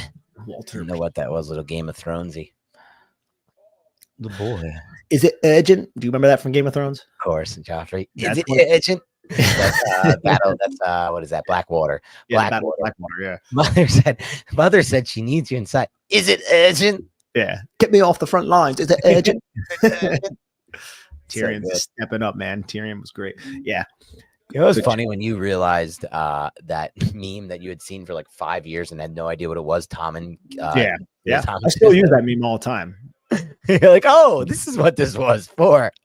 This is what that shit was. Wow. Yeah. What a pick. Yeah, Colson Loveland. Wow. So I was thinking, Nick, and I didn't do it, of doing Colson Loveland odds to go off the board first tight end, and I just didn't do it. Disappointing in myself. Yeah, I mean, you should, dude. That's wow. Cole Kmet and Colston Loveland in a 12 personnel package with DJ Moore and geez. I like Colston Loveland a lot. I also think this was not the best pick by the Bears. I think they should be going trenches here. I think they should be bolstering the O-line. If I am the Bears and I have Caleb Williams here and I had that shit O-line last year, I know they did a lot. They signed a couple people, I think. Yeah, they got what's his name from the good guard from the Chiefs, who played tackle in the Super Bowl. Then they got another big name guard, who I forget. I don't know why I'm disremembering the other guard, but I still feel like their tackle situation isn't great. But you know what? They probably feel okay with it. And Loveland, man, I loved watching him on tape. He's basically a big receiver, but can also potentially block. I loved him in 2023. I mean, he was injured this last year, right? But like, yeah, playing through hurt. Watching him when with JJ back, I watched some 2023 tape recently, actually watching Abdul Carter, and I got to see him, and I was like, oh my gosh, dude. Yeah, he's fun, man. He's fun, but that's a safety blanket that Caleb Williams really needs to complement this offense. Wow, Colston Loveland at 10. That was a bit of a surprise. Let's see. How we feeling, Giants? That's what I'm tweeting right now. A little poll action. How you feeling about Abdul Carter, Giants? How do we? All right, Nick, I'm almost with you. Let's get rid of this. Let's get rid of that, and we're good. Yeah, man. Okay. Yeah, one of these Georgia defensive players going to come off the board. Jalen Walker and Michael Williams. I got to imagine it's coming up soon. The 49ers fascinate me too. I'm not certain what they're going to do because defensive, like when you look at the 49ers, like key departures, you're like, oh shit. Like, you know what I think a lot of people. Yeah. I mean, I'll say this, by the way, before I talk about, I think what the Niners will and should do, if they like a tackler, they should take a tackler. Are there any tackles they view worth it? Do they want to take Simmons here? Maybe. I don't know. But that's what I would do. Get ahead of Trent Williams aging. And I think that was a problem for them all last year. With that said, Nick. Didn't they just sign somebody like a no, somebody signed a tackle from them. The Titans signed a tackle from them to a big deal. Yeah, their right tackle right now is Colton McKivitz, a 5th round pick. That said, I guess Loveland was always going to go before 34, but I don't think it was always a lock. Sometimes these tight ends fall to weird spots like mid 30s, 40s when they're these types of guys. This is probably a good pick for the Giants that Loveland went because we were never, ever going to take Loveland. Though with that said, if Loveland was available at 34, I might actually make the case for him. Yeah, no, I thought he would be off the board. I don't think he would have got past the Chargers. Right. True. I take everything back. He's not. Well, dude, I love how quick the 180 was there. Yeah, no, it's close to Loveland. He's easily like one of the only 20 good prospects in this whole class. That's the thing. It's like we talk a lot about blue chips on this podcast, right? Like Colston Loveland might not be a blue chip, but he's like that step under a blue chip that is better than, I think, like in a category that can access top 5 at his position group, where there's not a lot of players in this draft class who necessarily scratch that. Loveland at least scratches that, and we didn't even get to see him in his full capacity last season. All right. Completely agree. All right. Let's see. Bird 67 says, thank you guys. I enjoy your analysis conversation. Keep it up. I think I read that one before. Bird 67. Thank you. Matt Livingston. Thank you so much, Matt. Love the picture there. Says, longtime listener, you earned this money. Well, we appreciate that. Thank you so much. I appreciate it. Multitasking here, Matt, but thank you so much. Another massive donation from Matt. Nick, we got to set something up off YT because we're getting too many big donations and they're taking too much of a cut of this. So we'll figure something out because this is just absolutely ridiculous. But thank you so much. Those are 2 massive donations. Really appreciate it from everyone. Absolutely. Schefter reported that the New York Giants offered number 3, next year's 1, and other pick to move up to 1 for Cam Ward. Glad we saved ourselves. Concerning for what Schoen might have. Oh, God. Wait, really? So did that just get reported by Shefty? Wow, Nick, that did just get reported by Shefty, or at least I didn't see it. This is big stuff. So the Giants were willing to go from 3 to 1 for Ward. They liked Ward that much. Next year's 1 and other picks. It probably would have been like the Browns trade from 5 to 3. We probably would have been similar. We would have lost 34. We would have lost next year's 1. I'll ask you right now, Nick. Yes. Would you have, if the Titans said yes, which they obviously did not, would you have been happy if the Giants traded 34, which is what I think it would have been, next year's 1 and 3 to get Cam Ward at 1?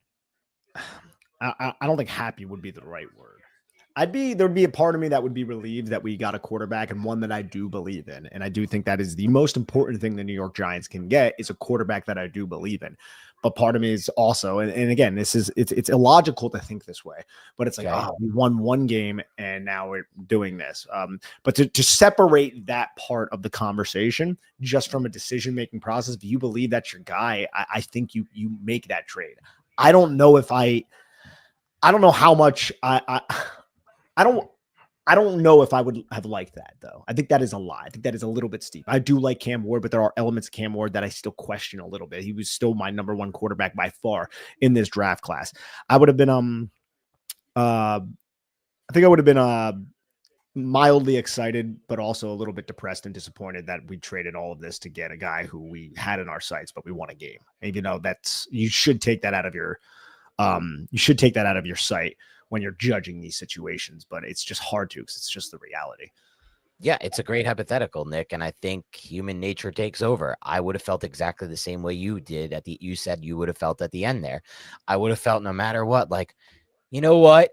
If they just lost that Colts game, I get to keep next year's 1 and 34.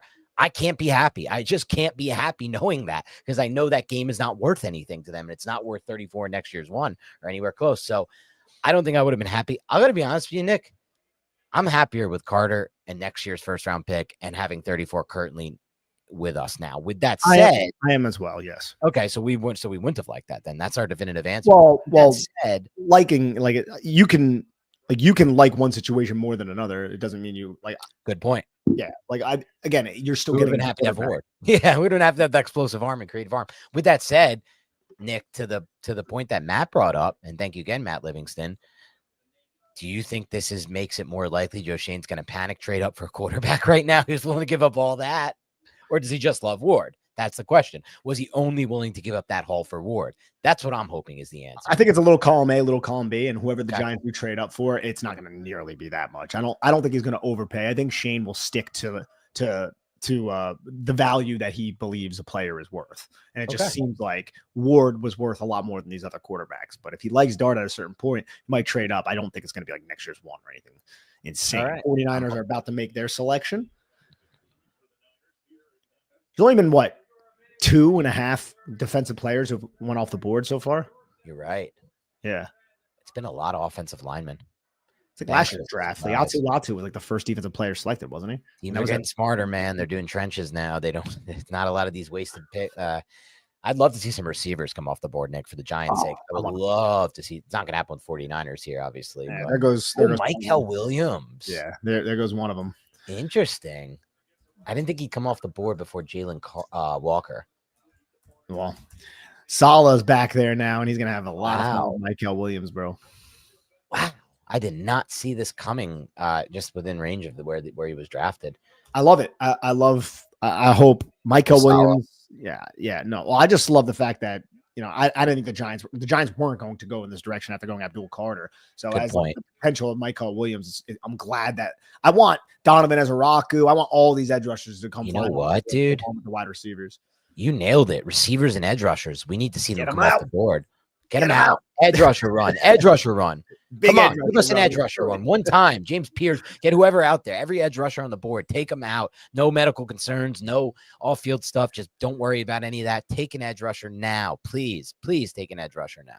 Yeah, more edge rushers. Get them all out of here. Wide receivers, get them all out. Corners. Yes. I want there to be a corner run, a wide receiver run. I want Josiah Stewart, who I love, to go. I want all these guys to go in the first round. F it. I'm in on that too. F it. Let's do it, bro. Yeah, this is I'm in on that too. This is fun, man. This is fun. I like doing this live. Hopefully people are enjoying it. We still have a lot of people in here. We still got we have more than we had. 318. I haven't been able to tweet it at all, so maybe that would help if I could do that, but I can't. But aren't you on the clock right now? I am. Dun, dun, dun. AFC 5253. I'm just tuning in. Couldn't bear to watch it live. Thrilled with Carter. Don't necessarily want quarterback. We'll play golf with Dan this summer. Let's go. 5253 will also golf with you. He's a regular in here, or she is a regular in here. So we appreciate you. Thank you so much for the donation. And I'm sure you could go out there and beat Dan's ass in some golf. It'd be a lot of fun. Probably can. Dan's pretty nice at golf. It's funny. I went to I think it was back in during maybe 2021 at some point when things just started opening back up during COVID. We went to you were with me. We went to Top Golf and you didn't golf yet. You were so bad at Top Golf. Come close. Yeah. You were so bad that you were almost good at Top Golf because you kind of got to suck to get those little annoying ones that are right next to you. Yeah. And I remember you being like, man, this is hard. And then I went golfing with you a year and a half later and I was like, holy shit, Dan's nice. I'm like, Dan really improved.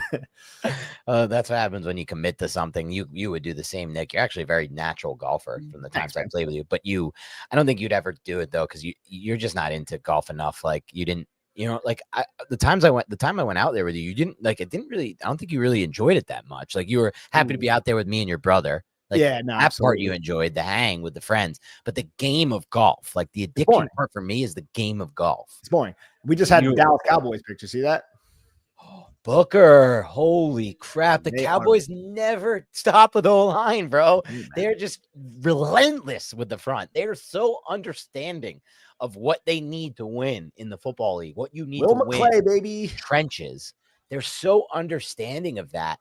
Tyler Booker at 12 overall. This was somebody the Giants we were hoping would get at 34. This is a bit of a surprise, I would say. This is not a good thing for us. I was hoping he would be on the board for us potentially. The Cowboys, they're replacing one Hall of Famer with the next on the offensive line. They keep doing that with Tyron and everybody who retires.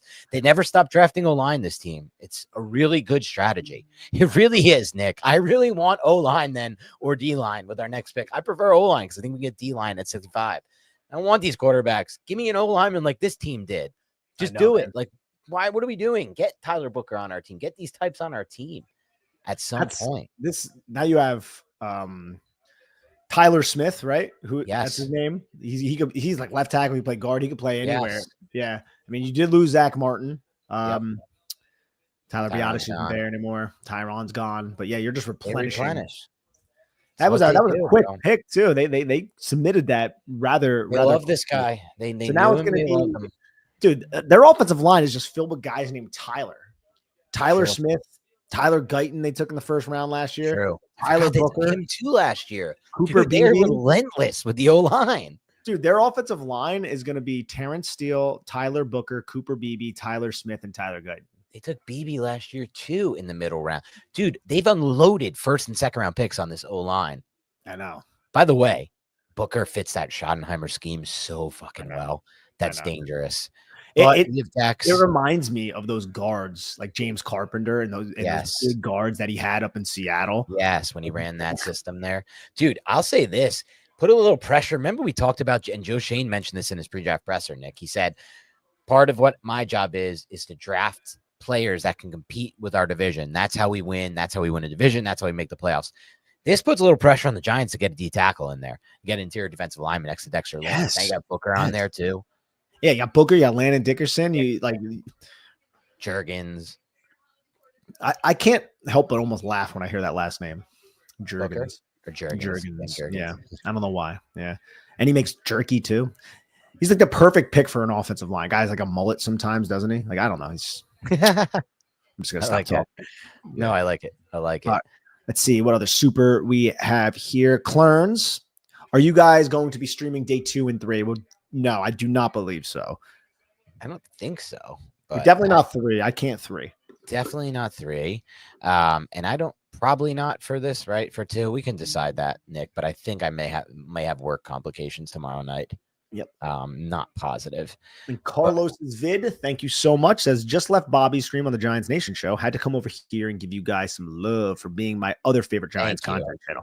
I love Nick's breakdowns and Dan's logical point of view. Thank you. Absolutely love that. Love the drunken Peter Griffin 5 o'clock shadow picture you have there. That's epic. That's awesome. Pit stains and everything. Absolutely love it. And thank you so much for tuning in, my friend. This is interesting, Nick. Very offensive heavy draft so far. You mentioned like last year. It's just like last year, man. I don't love that.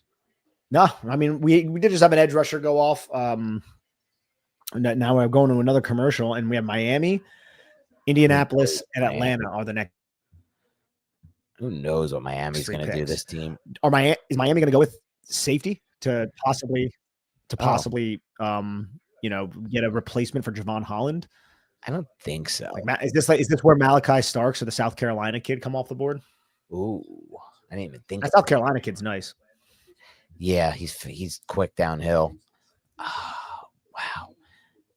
Then again, when I watch him, my boy. I just still want my guy, Makuba. Oh yeah, he's a lot of fun. They did sign Ashton Davis. Wow, another huge super chat donation. You guys are killing it for us. Oh, thank you so much, guys. You guys are so kind. This is insane. These numbers are insane. Really do appreciate that. Excuse me. I don't know how to pronounce that name, but I'm looking at it in the chat. Ingle. The person, IMGSL. Yes. Well, thank you, IMGSL. What'd you say? Ingle? I read it wrong. Yeah, we could tell. IMGSL 57. Thank you so much. Michael and Michael too. Thank you so much, Michael. Damn. Yeah, you guys are. We should have set something up before this, Nick. YT is getting too much percentage of these S chats. I know. I don't want to say it. I want to take even more. I know. These guys, these YouTube people. It shouldn't be taking percentage of the super chat. That should go all to the content creators. I feel absolutely. Like take our ads, do what you want. We need to set something up, Nick. We can't have this happen again. I didn't expect to get these kind of donations. I know. And thank you so much, Michael. Do you think Shane got an offer to trade down from Carolina or Chicago that was similar to the Cleveland trade and turned it down because he wanted more? Sign me up for the annual plan. Thank you, Michael. Yeah, that's something that Dan and I might have to look into. And as for that, like, there's no way for us to know. There was a ton of speculation, though. And some soft reports, I don't know if any of them were actually confirmed reports that they received. Yeah. I have to imagine teams debated on trading up. Chicago was that team that was linked to the Giants very frequently. I think there were a couple beat reporters for the Giants who insinuated or maybe even reported on it. But yeah, I have to imagine. But I think they just wanted to get their blue chip guy, and I guess they didn't think the value was enough. I'm wondering if they did. This is a fun little thought experiment, Dan. If the Giants traded back to 10, and let's say they picked up 39 and 42, I think it was the Chicago Bears picks, where would they have went if the board fell the same exact way? At 10, you're saying? Yeah, so Kelvin Banks is off the board. Armand Membu is off the board. Mason Graham off the board. Where would they have went at 10? Because right now, might have considered Harmon and Grant. They could have, and they're still around, right? Like, I don't know what's going on with Harmon's the injury situation there, right? They're still guys, man. They could have taken Michael. They could have taken a different edge. Doesn't seem great. Like, I don't. Again, like that's why I was comfortable sitting tight. I want Chicago's one. I think that with Ben Johnson coming in there and the trades they made for their O-line, they're going to win some games this year. I don't really love that. So I'm happy this didn't happen. Look, in my opinion, there were two blue chips in this class, Hunter or Carter. The Giants got one of those two. To me, it's very no-brainer-esque from that standpoint. Yeah, absolutely. We're good for after updating a few things as we go, Nick, so I will be able to talk and do this. Look, there's a shot of Dion and Shador talking at their draft party. It's gonna be another one of those falls people are gonna like be talking about a lot, right? Like Aaron Rodgers, yes, Brady Quinn had a historic fall. There's somebody else I'm thinking of that Will Levis recently, but the Will Levis thing, like I remember people like, oh, Will Levis. Remember, like a day before the draft, like Will Levis draft odds went up like so high that he was going to be a second overall pick. Yep. And I think I texted you or you texted me, and we were like, "What the is going on with the NFL?" Yep. We're like, "What's going on with this right now?" And then it didn't end up happening. And then he went all the way, down the board. Now he just got replaced. All right. Okay. The Dolphin selection is in. Let's see what it is, ladies and gentlemen.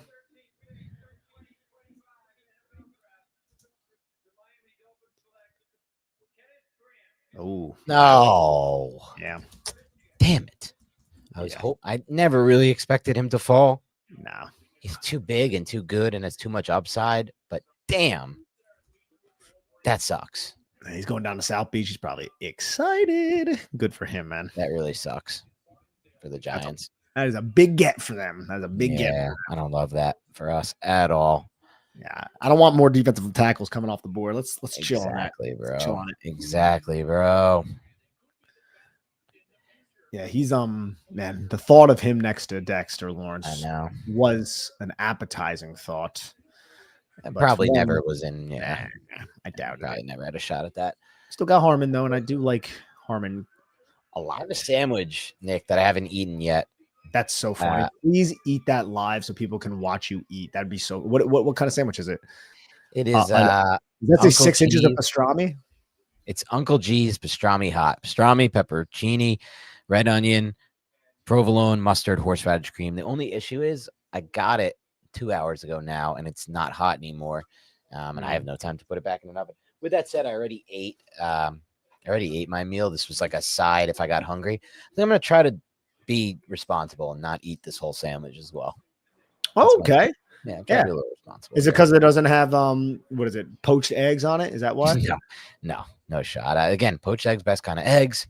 Fried, any kind where you can get the yolk running. When you don't have the yolk running, it dries it up. It's just not that good. That's true.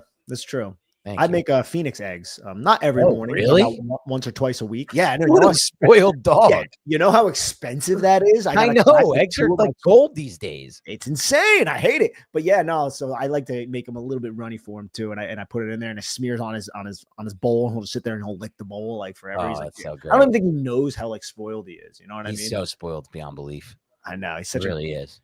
Yeah. And he has the audacity to be going in another direction where I'm like, no, bro, we need to walk this way. We're going this way, bro. And he's like, I'm a bulldog. I'm stubborn as hell. I'm going to do what I want. I'm like, no. Not like that. No. He's a jacked bulldog, by the way. Oh, he's a tank, bro. He is a big boy. Yeah. Kenneth Grant gone. That's unfortunate. Now the Colts, their pick is in. Are they going to go with a quarterback? Tyler Warren is also on the board. This has got to be Tyler Warren, right? I don't know if gotta. They've been so connected to him this whole process, or to him and Loveland, I should say. Yeah, I mean, who are their tight ends are? Yeah, Drew Ogletree, Mo Alley Cox, Jelani Woods, Albert Ukwebenum. That guy's been everywhere, dude. Remember him coming out of Mizzo? Yes. He's on the Eagles for a little bit. Here we go. Let's see. Alberto. Let's see. Yeah. Yeah. So Colts take Tyler Warren. This is a pretty obvious pick, I think. But again, uniforms. Colts were a team that was rumored to maybe or reported to maybe be in the quarterback market. They drafted Anthony Richardson 2 years ago. They don't love him. They've benched him. They signed Daniel Jones to a decent deal. Here's another team that's not taking quarterback and not really remotely interested. They haven't done much work on them. What are we competing against, Joe Schoen? I need you to play this market right, Joe. I really need you to be patient about this. You weren't patient with Hyatt. You weren't patient with Banks. Be patient with these secondary quarterbacks. To be fair, I mean, I don't know how much credit he deserves for this, but at least he didn't do anything catastrophically dumb and select one of those quarterbacks in the top with the third overall pick. Right. Yeah. I give him credit for that, but this is the big deciding factor. Like, if we get past Pitt, Nick, if we get past Pittsburgh and there's no quarterbacks off the board, I'm done. I do not want us trading back up. I'll be angry if we trade back up because there's no one else left after them. The Chargers, no. The Packers, no. The Vikings, maybe, probably not. Because they just did McCarthy. The Texans, no. The Rams, maybe. Okay, the Rams, maybe. If you want to get crazy and trade ahead of the Rams, fine. But no, dude, no. Like, Jackson Dart's not that great. Sanders is not that level. Like, play it patiently, please. Don't do what the Giants did back in 2019 and select a quarterback. Was it 6th? Oh, yeah. Oh, those were the days, as they would say, right? Yeah. The other thing, Nick, is like, if they trade up for this quarterback, right? Entertain me on this. Think about this for a second. If the Giants trade up right now, they get ahead of Pittsburgh, they go up to 18 or whatever.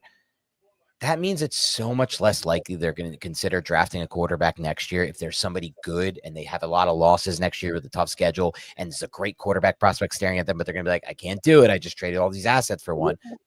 What do you mean, Dan? That didn't happen in the past, minus the trade back, of course. Of course. And Nick is referring to Justin Herbert, and the Giants passed over Herbert. Who Dave Gettleman, who we all knew, Gettleman loved. He couldn't shut up about it, dude. But would have taken him and have Jones.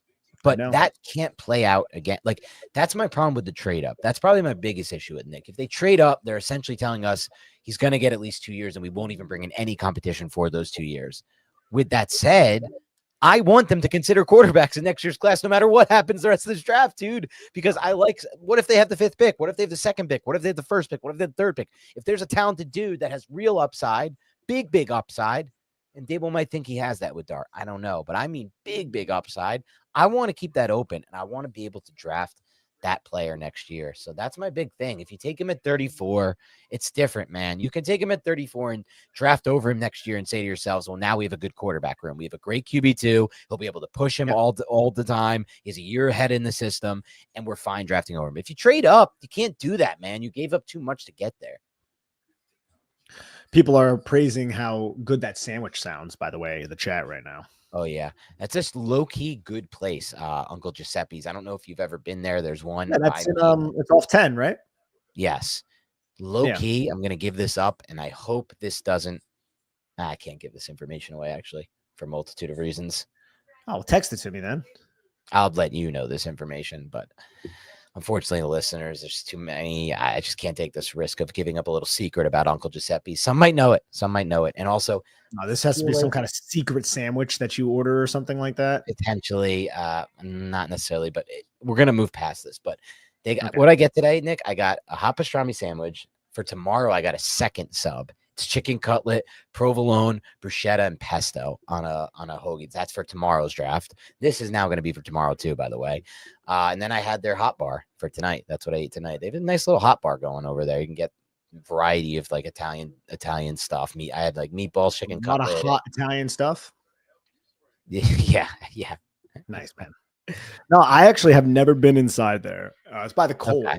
Yeah, but I need to. I'm not in the area too much anymore, right? I try to get there maybe like once every 2 weeks or so. There's one or two in New York too, I think. Really? Yeah. Any in Queens where all the cool people are? I don't think so. Atlanta on the clock. Nick, I'm going to jump out for 1 second to do something. I will be right back. Your thing. I don't know where the Atlanta Falcons are going to go, ladies and gentlemen. What do you guys think? Last year, we all thought they would go edge rusher. That's what a lot of people talked about. They went Michael Penix Jr. Do they go and they get another wide receiver to complement Drake London because I think Ray McLeod played like 60% of their snaps last year or something absolutely ridiculous? I don't know. It should be fun to monitor and to figure out. And yeah, you guys let me know what you think in the chat and we could discuss it and talk about it. But yeah, so far we have Kenneth Grant, Mykel Williams, Mason Graham, Abdul Carter. Those are the 4 defensive players, and we're at pick 15. Looking at the board, I wish I could bring it into here. Some of the best players that are available. We still have Jalen Walker, Georgia. His teammate did go off the board. A lot of people thought Walker would go before. Mykel Williams did not happen. James Pierce Jr., another defensive player. Will Johnson, Michigan corner. Jahdae Barron, the Texas cornerback as well. Walter Nolan, Ole Miss. Oh, man, I can't wait to see what the Giants are going to do at 34. Biggest surprise so far, round 1 for you, Nick. Ooh, okay. Biggest surprise, round 1. I think it would be Kelvin Banks Jr. in the top 10. I liked him and I valued him there relative to this draft class. Of course, I didn't have a top 10 grade on him because I have a tough grading schedule, but I'm not surprised based off the skill sets. Just you didn't really hear a lot of hype about that going into the draft. So I would say it's either that or Mykel Williams going over Jalen Walker. I think it's Booker at 12 for me. I just didn't think he was going to go you that know high. What? That might be it. You know what? Thinking about it though, just understanding how much of a value the Dallas Cowboys put on their trenches, knowing that Zach Martin just retired, it actually kind of makes sense. It definitely does. I actually say I take it back. If they wanted, but it was a surprise. We didn't think about it, right? We thought maybe he would slide because of the bad testing. But if you think about the interior offensive line in this draft class, it's not all that great. So Dallas was like, we really want to upgrade our right guard spot. We really need to focus on that. Let's just get it in the first round and get like a possible Pro Bowl, maybe an all-pro type of player and put him on this offensive line. They invest, man. We went over it earlier. They invest in that offensive line and, can't knock them for it. I praise him for it. And they're going to be around a lot of power gap concepts up there. So Tyler Booker fits it well. I guess the biggest surprise might actually be that the Jags traded for Travis Hunter. I never saw that connection at all. That is by far. Yeah. That is sorry, my computer sped up on me if I was talking over you there. But yeah, that's by far and away the biggest surprise. I was kind of excluding that just because it was a shocker. Just the amount they traded up a few spots. They really wanted to get their guy. They're like, we need to sell jerseys and we need to get people to be interested again. And this guy can do a lot for us. And he's going to be a fan favorite and he's going to be fun to watch. And the pick is in for the Atlanta Falcons. Look at that. Look at it. Halfway through the first round. I know. We're cruising, man. I can't believe we've been on this for an hour and 30 minutes at this point. I didn't even realize. And not a single quarterback besides Cam Ward is off the board. Yes. I can't believe the Giants were willing to give up all that. I know. All right, let's see what happens here with the Falcons. I wonder where the Falcons are going to go. Will they get Michael Penix a playmaker here? I think they kind of should, but they also could use defense as well. They definitely use defense. Who's a good draft room high five and hug? Like, we did it. Like, you just made a draft pick. Got our guy. They might have what wide receiver would best complement Drake London, Darnell Mooney, and Ray McLeod with Kyle Pitts as the tight end and Bijan running the ball.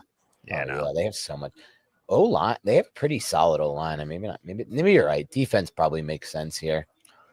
We're looking for it to be edge or receiver for the Giants' sake.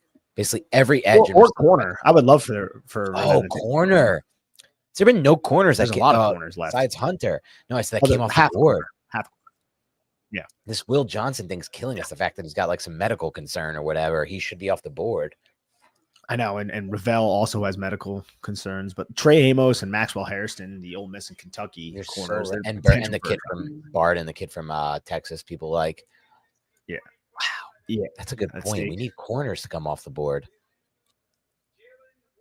Jalen Walker. Yeah. Okay. Yeah, I was surprised he wasn't off the board yet. All right. That's not a surprise. Yes, it's a good one for the Giants. Yeah, absolutely, absolutely. We They could use corner. him a variety of different ways. I'm wondering if they're going to use him on the edge. Jalen, my computer is slowing down. It's like, yo, you are overworking me. I'm like, yo, come on. Yeah, same. Mine is ripping through battery at a fast rate. Dude, you don't plug your shit in while you record. It's bad for the battery. Oh, brand new computer, brand new battery. If you use it while having it plugged in, it's bad for it. So I try to charge it fully and then let it run out, which is I have an iMac, problem. so yeah, So I don't have this issue. Oh yikes! I just heard Daniel Jeremiah say something quite provocative. It will not be repeated on this stream. We are rolling through this draft, and I'll say this. Things have gone pretty well for the Giants, I think, so far, Nick. We could use some corners to come off the board for sure. We're definitely not taking a corner. We could use some more edges. We're definitely not taking an edge. And I think that's all. Like, I would like to see some receivers go off the board because I don't really want the Giants to take a receiver, but maybe that combination of players would be nice. Wide receiver, edge, corner, bang, bang, bang. These last 16 picks, leave the Giants on the board tomorrow with a lot of O-line to choose from. Gray Zabel, maybe. And you think about it, man, this draft class had corners, right? Yep. Wide receiver. I could see this being like the 2023 draft class where it's just like one wide receiver after another. Quentin Johnston, Jordan Addison, Zay Flowers. I think it wasn't in that order, but you get my overall picture. 100%. You chopped. Am I coming in clear? No, you're cutting off. It's kind of no, the opposite. I have to imagine. Yep. Yeah, I lost you completely. Like my dog on a walk. Gotcha. I don't know if any of you got that, but I missed a lot of what Nick just said there. But it was funny because the way it came through. But it'll even out. But let's see. We've got the Cardinals on the clock who signed Josh Sweat, so they're probably not taking an edge here. What are the Cardinals going to do here? They took Harrison last year. Cardinals, I think, could and should. They signed Calais Campbell, too. I didn't even know that was a great move by them. Cardinals, I think, Nick, should and could go O-line here. So I think this could be back. The pick. Nick is back. Nick is back. This could be the Gray Zabel pick. Right? I think, at least.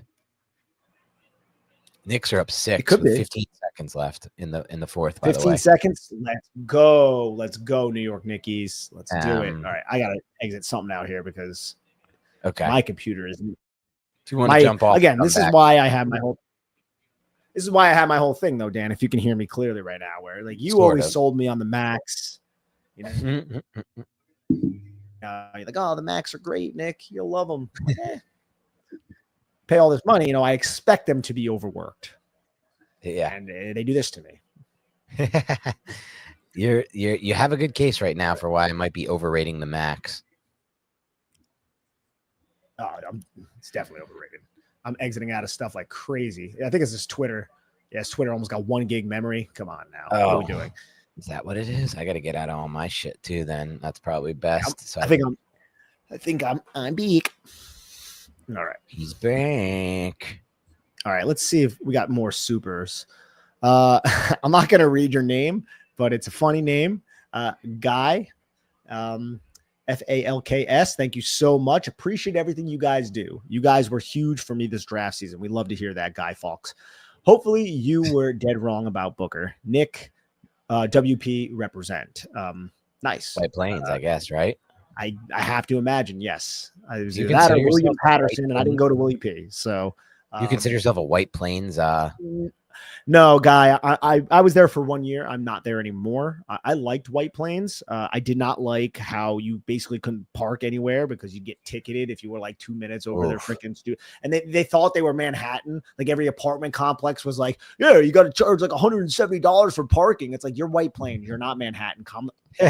So I have my reasons to be upset with that place, but I thought it was a lovely lovely area. It was a lot of fun. Mamaroneck Ave has a lot of cool little bars and cafes and stuff. I thought it was cute. So I did like my 1 year there, but I am now in New York City, which is exactly everything that I just said, only worse when it comes to parking and stuff like that. But not really where I'm at in Queens. It's actually pretty chill.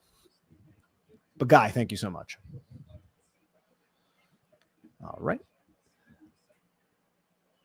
All right, pick is in for the Arizona Cardinals. I don't know exactly where we're going to go here, or where they're going to go here. I feel like the Arizona Cardinals every year, like Jalen Walker just went off the board. Yeah. But if he didn't, it was they're just going to go line. They always just go like linebacker, or some like a linebacker edge in the first Weird round, picks. like Hassan Reddick or Zaven Collins. Yeah. It's Walter Nolan. Walter Nolan. Damn it. I was kind of low-key hoping there was some way he would fall to the Giants pick. He's so freaking explosive. Yeah, he's definitely explosive. And I don't want to invoke this name, but remember another Ole Miss defensive lineman who had some character concerns, who was drafted in the first round, or it might have been the second round by Arizona, and Robert Condici. Yes. Hopefully it's not that. For a little helmet scouting here and there. Oh, well, I don't think their play style is necessarily similar at all. It's just that Arizona. No, I know that. I was only kidding. Arizona. You're the last person who would ever do that. I'm going to scout your helmet. All right. Walter Nolan. Find something real quick. Where is this? So out of all those defensive linemen, Dan, that we wanted to fall to 34, there's only one left. Harmon. Yeah, because it was what was the injury thing that you read on him? I don't know. I just heard about it on a podcast that I listened to. So I honestly do not know. I just heard I think it was the Athletic podcast. Someone said that there are some like injury concerns. I didn't hear anything about that up until then. Gotcha. So I was like, oh shit. All right. It's probably in the Beast. I just haven't really read it. I have not read that part of it, but I have read a decent chunk of the Beast. I'll say this. I'm looking to update my live blog, and I go to the Arizona Cardinals Twitter, and they don't have the pick yet.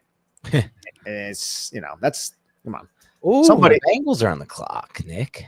The Bengals got to go trenches, right? Yeah, I love the Bengals, Nick. My dad and I have had a running joke about the Bengals for like a decade now.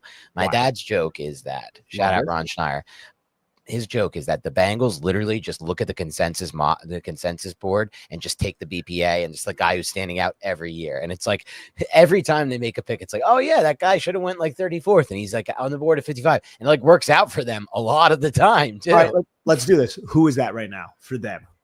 Who would be the BPA right now? The BPA. I hate this class so much. I don't even know if I have an answer.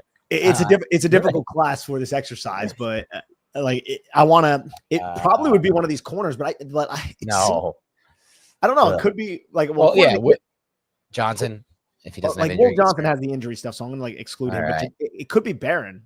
Like he's a good player. He's a very good. He's better in zone, but they don't have the Anarumo system anymore. Like if they still had Anarumo, I think it would definitely be Barron. It could be Mike Green. It's funny because when Marvin Lewis was there, they would take. It didn't matter if you had any character concerns. Oh, yeah, I know. Remember when they took Vontaze? I loved Vontaze. Vontaze Burfict from Arizona State was one of my favorite players to watch. When I was in the Marines, actually, at the time. It was like when I got back from my second deployment, I was about to get out. And it was the 2012 draft. And I remember watching tape on Vontaze Burfict being like, this guy's so freaking cool, just because he was like a heat-seeking missile who would just hit everybody. And, of course, he went to the Bengals. It was just so apropos for that time. But, yeah. I got a question for you, Nick. Giants question. Please. If you're Joe Schoen right now and you're looking at how this draft is played out and you see that the Browns traded back, and in that trade, Nick, they picked up a 2026 first. Is your first thought what mine is, which is the Browns are going to go looking to go quarterback in next year's class? Because if that is your first thought, and that probably is my thought on this, that should signal something to Joe Schoen that he doesn't need to trade ahead of the Browns tomorrow, and he could sit at 34 and maybe get the second quarterback on the board, whoever he wants. He would have more insight than we would, obviously. My initial thought was, holy shit, the Browns have a lot of ammunition right now. For next year. But are they really just going to enter the season with Deshaun Watson on whatever injury he's going through right now? And what, Kenny Pickett? Is Well, that, also Cousins, oh, if Cousins goes there. if he goes there, which I think he will. Is that like something that is being reported at this moment? I know like he was waiting. He was in like a Cleveland Chipotle. He was caught in there. I don't know. But my point being, I think it's definitely possible that they could just be like, F it. We'll do Cousins for this year. And next year we have 2 first-round picks. That's what we'll get our quarterback instead of drafting this shit class. Hey, man. Good for Andrew Berry then. Good for Andrew Berry. But you're That's right. what Yeah, I would be thinking if I'm Joe Schoen. Yeah, if I'm Joe Schoen, Joe Schoen has to game theory this out, right? The big pick is coming up too, Nick. The Steelers on the clock in 4 picks. Like, I if know. you don't go quarterback there, enough, Joe. Enough, dude. Don't trade into round 1. Wake up. Read the board. Read the room. There's some players right now, though, still available, dude. Yeah. What is this Bengals pick? Ooh. They're interested in. Seahawks want to trade back. Okay, so about the Steelers at the moment. Okay, that makes sense. The Seahawks, you said. Shador looks like he thinks he's going to come off the board. I don't know what that means, but he looks like he thinks he's going to come off the board, Shador Sanders. I saw something, Nick. Shador Sanders is 6'1.5". Hey, That's crazy short, dude. Dude, this could be if the Seattle Seahawks really do want to trade back and get out of this and get more picks. This could be where the Giants Joe Schoen does it. Yeah. Dude, I'm like there were so many people rumor. That's what Jeremiah said. Yeah, there have been a lot of rumors. Like he's fallen this far. You get above the Pittsburgh Steelers, and people have insinuated, look, Shador Sanders was the guy for a while, but for some reason the Giants came off that. Why though? And if that's the case, why are you was it that something Abdul Carter did that put him above Shador, or like why? I think it's Shador Sanders was the guy for Brandon Brown and Joe Schoen. He's not the guy for Dable. Yeah, I hate that. And that would be the worst situation ever, dude. To put a quarterback into a place where the coach does not want you. I think he'll come across and be fine with him. And it's just speculation, but Dable is drafted Josh Allen, signed Russell Wilson and Jameis Winston. He wants an explosive arm. Yeah. Like Shador's arm in MetLife scares me. Scares me in Pittsburgh too and Cleveland. Like I don't know why. I think you would like Shuck, Milrow, or Dart. All of them have much bigger arms than Shador. Go to a dome. But man, I really don't want to see us trading to 18 right now. That's what Jeremiah mocked us to trade with Seattle 18. That would be 34, 65, and probably 105 or 99. The hope would just blow up our whole draft for one of these guys. That would make day 2 so easy for us from a content. I'll probably tilt out on live on camera and crash out if we do this. Can't wait to see it. Oh, okay. Here he finally gets off the board. Helps us edge. This is such a Bengals pick, dude. I know. Like, Jamar Stewart is so Bengals. He's so Bengals. Look at his measurables: 6'5", 267, 4'5'9". He is a freak. I think he has like the same measurables as I saw, and they put him up with like one of the best pass rushers in the NFL. And then somebody tweeted under it like, "Yeah, but have you watched the tape?" Like it's like this guy is not. I mean, Rashawn Gary is a good comp. Rashawn Gary ended up being a really good player. Jersey. But this guy, what did he have? Like 1.5, 2.5 sacks or something over the last couple of years? It wasn't a lot. It wasn't a lot. The Texas A&M, it's a strange program. A lot of people transferred out of that program and went to other teams. Walter Nolan being one of them. Right. So it'd probably be great. Always do this. Yeah, look, I saw Texas A&M's defense like a little bit, but I didn't do evaluations on Jamar Stewart and some of those other players because I didn't think the Giants were going to target them. So, but I kind of wish I did though, because I would have more insight and context as to like why he didn't, because it was easy for me to like see why Trevon Walker didn't have a lot of stats at Georgia, just based off how Georgia employed the platoon and also the defense. I can't like speak to why Jamar Stewart didn't. Maybe he's just not that good, or maybe it's the way he was used. I'm not sure. This is a moment of truth for us, Nick. I really don't want to see the Giants traded. Yeah, this is low key. Like, holy shit, bro! Like, this is where it gets nervous. Like, 18 is just not like to get to 18 from 34. We're blowing up our whole draft. We're blowing up our whole draft to get here. For what? For one of these guys that nobody else wants but us. It seems like. I mean, nobody's taking them. Nobody's trading up for them. It's 30. It would be 34, 65, 99, and yeah, blow up your whole draft. We literally blow up our draft to get a quarterback. We wouldn't have a day 2 pick. Yeah, it would be horrible for our podcast, by the way. Horrific for the show. Yeah. So I don't know. You tilting out live would do wonders. Yeah, but it's only for tonight. And we have no show tomorrow. What are we even doing tomorrow? That's like brutal. Talking about Washington, Dallas, and Philly. We can't afford to trade up for the show's sake, let alone the Giants' sake.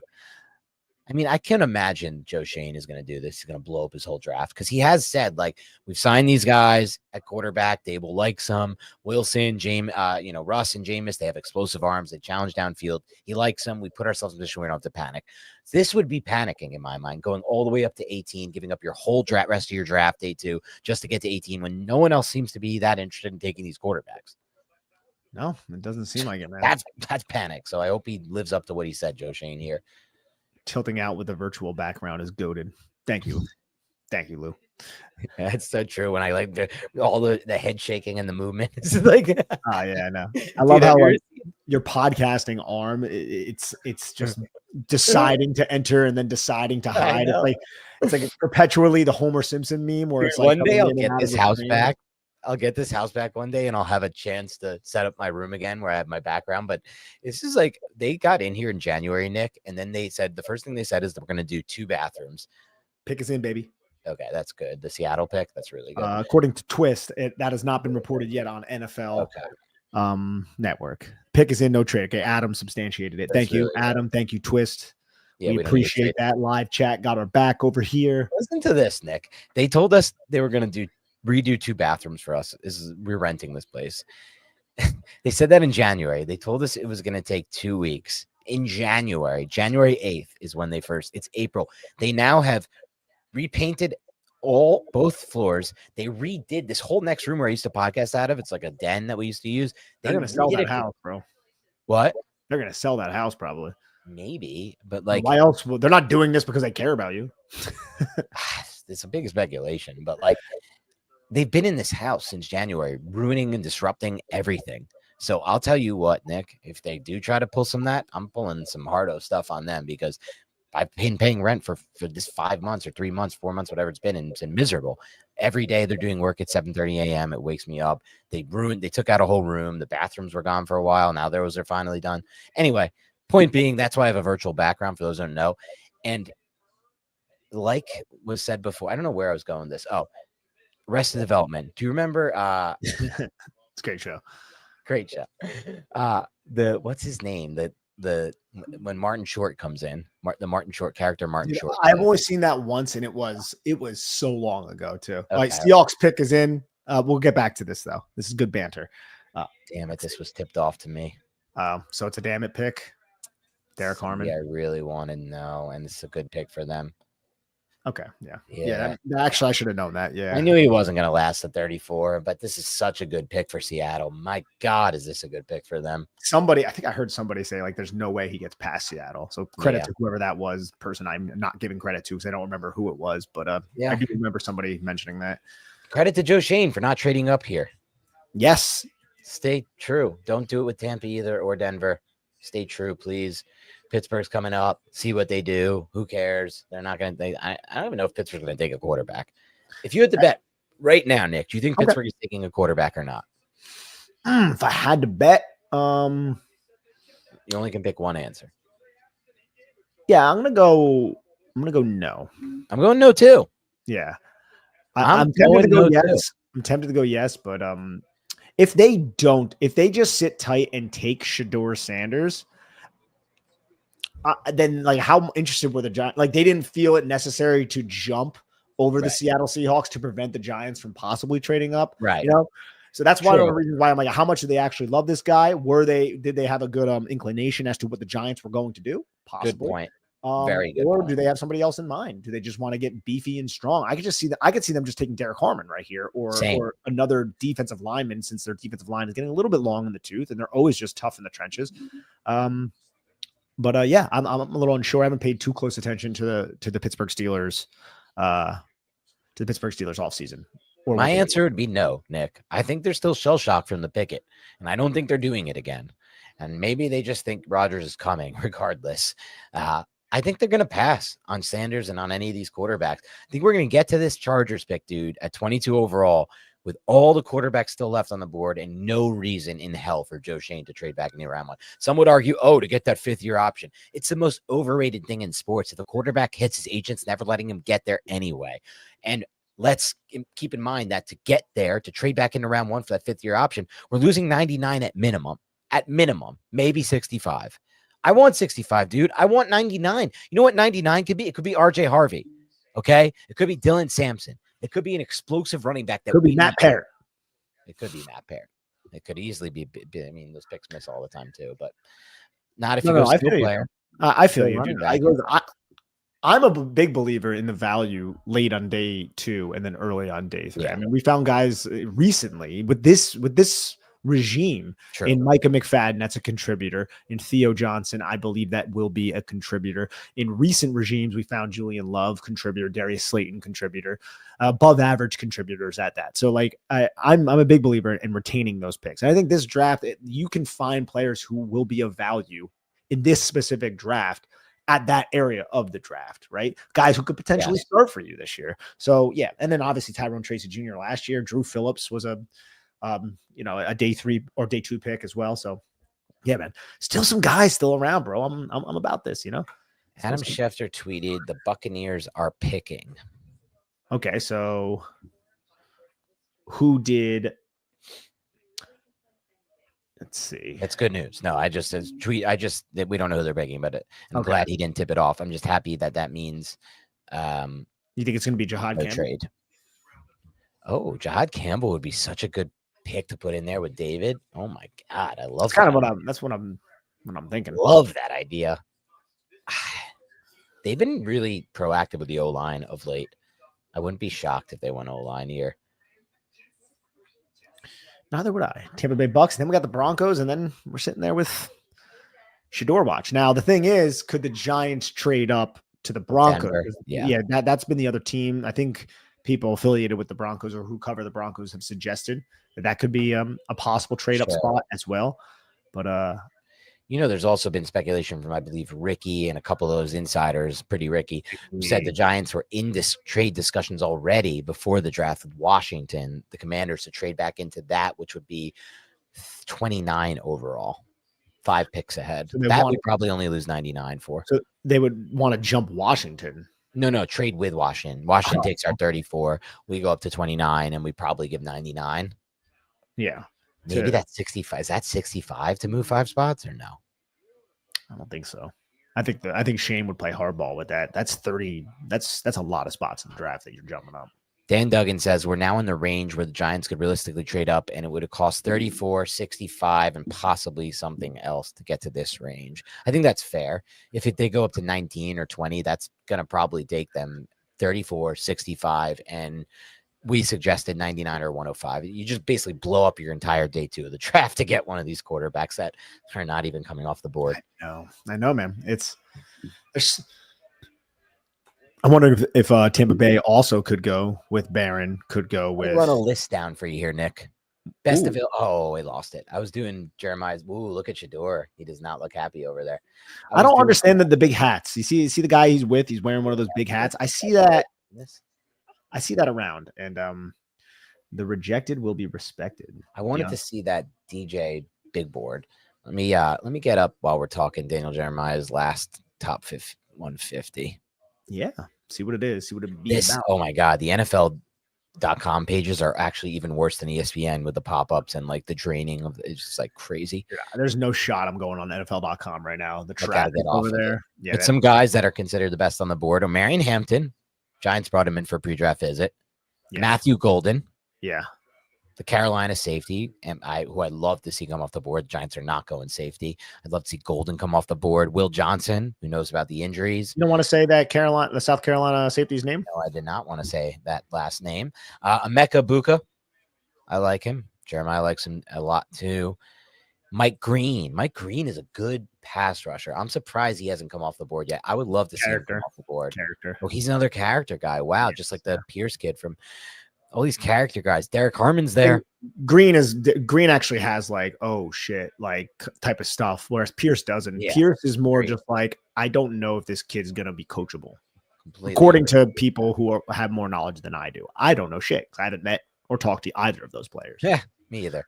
Malachi Starks, another player. Buccaneers pick is about to get announced. Sorry to cut you off. We'll see though. Let's see how they're doing. Wow. Oh, wow. That is such a good pick for them. Wow. Over He's so good. every receiver but Tet. I mean, I'm cool with that. I just No, me too. Me too. Yeah. I'm just curious.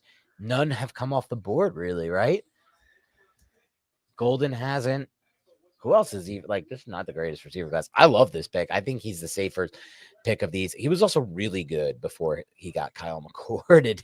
And I know McCord had a better year with Kyle McCord and Will Howard. I should say. Will Howard. Well, he was hurt a lot this last year. Like he's just, and they're showing it right now on NFL Network. But he is such a me, guys. People who listen to this podcast for a while. I love a receiver who's going to grit it out and who's going to block his ass off. And holy shit, does he do that? I like this pick a lot, actually. Yes. Yeah. No. Absolutely. Godwin's back, right? Godwin re-signed. So you have your 11 personnel package. That's a great 11 personnel package to have if they're all healthy. Godwin can thrives in the slot as well. So I'm wondering they can interchange Luka and Godwin in the slot. And who is their tight end right now again? Sorry, I'm doing something at the moment.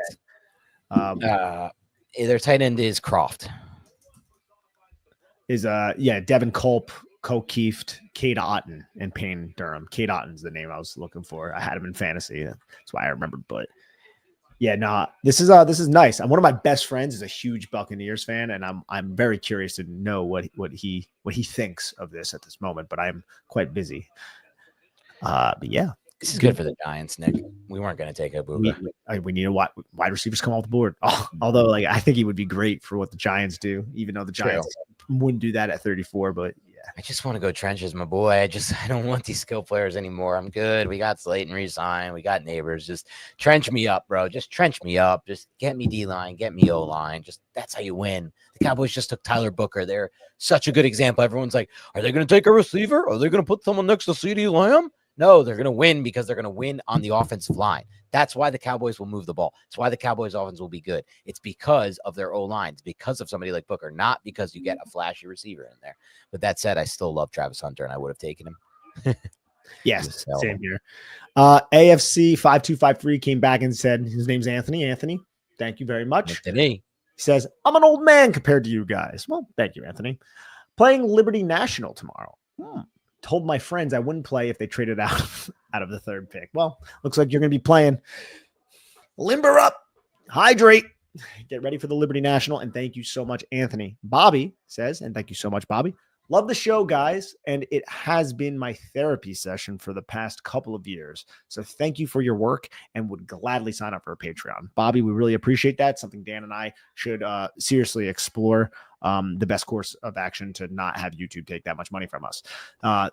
Thank you very much, Bobby. By the way, let me say this. I haven't played into what did he say? What was it? Liberty Internet or not Liberty Internet? Yeah, Liberty National. Liberty National. I was invited to play last year and I couldn't go. I was invited twice from one of my friends. I am hoping to play that this year. Yeah, I'm not even gonna pretend like I know what that is. I'm guessing it's a golf course. Private course, yeah. Private course. Feels like everything with golf is private and bougie, and it is a little too bougie of a sport. Funky yeah, chants and sip it's martinis. I don't know, but yeah, another thing we should discuss is Denver is on the clock. There's 2 minutes, about two minutes ish left. Ooh, are they draining the clock, waiting to hear from Joe Schoen on the phone right now as we're on this stream? I hope not. I don't want to give you 99. I'm not doing that. First time you ever did a Joe Schoen voice. He doesn't really sound like that. Joe Schoen got it. No, I respect it. Thank you. I was just being like, if he's being this whole like moo goo, I gotta trade up like that. That's the kind of voice that I'm going to personify to Shane. Dude, they're draining the clock. This could be it. This could be where Joe Schoen strikes to get ahead of Pittsburgh and just be that guy that has to. Somebody in the chat just said something, but I don't know if it pertains to this. Don't look at no chat for this. I want this to be a surprise. Yeah. Just in case I can tilt out a little bit, naturally speaking. Dude, this is guys, ladies and gentlemen, boys and girls, men and women alike. There's 1:15 left. Don't do it, Shane. Joe Schoen is trying to deliberate right now. Just sit. And Sit. if they do they take like, Shador? This is like when I have that approach shot Oh boy. from 114, a distance I don't like, Nick. It's between my 50 and my pitching wedge, and I never get it right with the 50. So I'm always a little short. So I take the pitching wedge, try a little half swing, 3/4 swing. And I'm saying, sit. I said, see it flying toward the green. Sit. It never sits, bro. It lands on the green with a pitching wedge and always rolls to the fringe. It never sits. I say to myself, why didn't I just take the 50? Because I thought the 50 would be short, and I am typically short with the 50. So I have to try. The pick is in. Okay. Sit, Joe Schoen. Sit. Okay. Schefter said Broncos are staying a few minutes ago. Good. Okay. Great. Rad. All right. Golf clap, guys. Golf clap for that, since we cut off Dan's golf story as well. That's okay. It deserved it. It needed to be cut off. Good. Great. I do like how you talk to your balls on the golf course. Oh, you have to talk to your balls. You talk to your friends' balls too. Like it. Wow, that sounded so fucking bad. When they're hitting shots, you have to talk to those as well. You tell them that's a classic golf thing. Sit. Actually, funny. Last round I played. Do you wash your balls too? Because I know a lot of golf courses have those like washers. Yes, you have to do that as well. Yeah, of course. Playing with my friend Frankie Bagels and one of our other friends Zach, and our friend Zach can say some of the dumbest things on the golf course. My friend Frankie was hitting out of the woods, a greenside woods, like he hit a little right, and he flies it, and it flies over the green into the bunker on the left side. He goes, "You hit that too hard, Frankie." But he's like dead serious. He didn't like say it as a joke. He's like, "You hit that a little too hard." Like, yeah, I know you hit it hard. I know I hit it hard, bro. Like, I know I hit that hard. Thanks, Sherlock. Like, yeah. What are you telling me? Just stating the obvious, driving that knife into your gut. Time. I'm betting him, and he didn't see my shot, and I shanked one like mid hole, and I'm betting this guy Zach. I'm now 3-1 against him. He thinks he's better than me or as good, and he's not. I'm 3-1, and he's like, "How'd that shot in the middle hole? How'd your shot go, Dan?" I just like that. And Frankie was with me. I had reached a breaking point. I just ignored him completely. Like, bro, I just shanked the fucking ball. Okay, it went directly right. Don't you ask me how that shot went right now. Okay, I'm borderline full tilt. You're gonna tilt me with a question like that. Love the golf talk. Broncos. Let's see what they're doing, bro. I can't even hear this anymore. I have a kid in. Where the Broncos gonna go? I can see them. It's obvious that the Broncos were fielding some calls there. I wonder if the player is like, you didn't really want me that much. You know? You ever think about that? What'd you say? Say that again. Like the Broncos were obviously fielding calls there. I wonder if the player they're about to select's like, or too convicted on me, right? Yeah, right. Yeah. Like you just burn the whole clock down, assholes. Yeah. Seriously, man. Oh boy. That's funny, Nick. I'm just happy this pick is in. And here's the moment of truth. Like if the Steelers pass on a quarterback here, yikes for this quarterback class. Though I am a big believer, Nick. It's a good pick. Oh, there we go. That's good for us, Barron. Good pick for them. Good Great for us. pick for us. Good pick for them. Barron and Surtain. And watching Makuba made me see a lot of Barron, and I was like, oh, I was like, this guy's nice. Yeah. Yes, he is. Warren, where did he go? To the Colts. Yes, he did. Jedi Barron, you are a Denver Bronco. Now let me say this. Say it. Oh, where were we at? We were at with with this quarterback class. And, I'm not a big believer, Nick. And if the quarterbacks are drafted at 8 or 10, that means they're great and everybody screwed up. That's what gives them their value. I don't love that line of thinking or logic at all. And I don't know why I did that voice. It was not good timing and undeserved voice right there. But the fact that no one is trading up for these quarterbacks, it's something. It's definitely something. And we watched the tape, dude. I mean, I don't know. One thing I keep coming back to, every quarterback in this class is short. That bothers me, Nick. I want 6'5". I've always told you this. I want 6'5", see over that line. I watch Tyler Shuck. Part of what I like about Shuck is that he takes the snap and he's already seeing over his line. You know who I've been watching lately? I watched 2 games of tape on him. Klubnik, the kid from Clemson. He's a big dude, and he can see over his line, and he has layered throws because of his height. I don't want a 6'1.5" quarterback or 6'2", really. I just don't like this. These aren't ideal builds. These aren't ideal frames, arm talents, athleticism. It's just not it's just not that class. I don't know. We'll see what we do. No, I know, man. Hopefully, we don't panic. That's what we need, right? Hopefully we don't panic is right. Don't panic. Just don't panic. Yeah. Here's the moment of truth with Pittsburgh. The Giants let it get to the Steelers pick. I'll say this, Nick. There's been some reports that the Giants are just out on Sanders because Dable doesn't really want him. Yeah. This is probably proof of it, right? Because they could have traded up to 19 or 18 to get Sanders if they love Sanders. You know? I do. Yes. I don't know where he would go. They won't take Sanders at 34. They might take Dart over Sanders just altogether. I know. That would piss a lot of people off. It's going to throw a lot of people off and piss a lot of people off. But, like, if they didn't trade up from the Steelers, do they really want Shedeur Sanders? Let me see. The pick is in. This was fast for the Steelers. Maybe this is Sanders. It doesn't look. I hate when they show. That could be footage from before, though. You know, this one wasn't tipped off to me, so I'm turning my phone over. I don't want this one tipped. There was a draft a couple of years, maybe it was probably before the pandemic, where like they would tip off, like they would show the camera. Oh, I hate it. I know what you're talking about. I just kept changing the channel. I can't remember which one did it, but the next draft they never did it, and I was like, "Yo, that's great."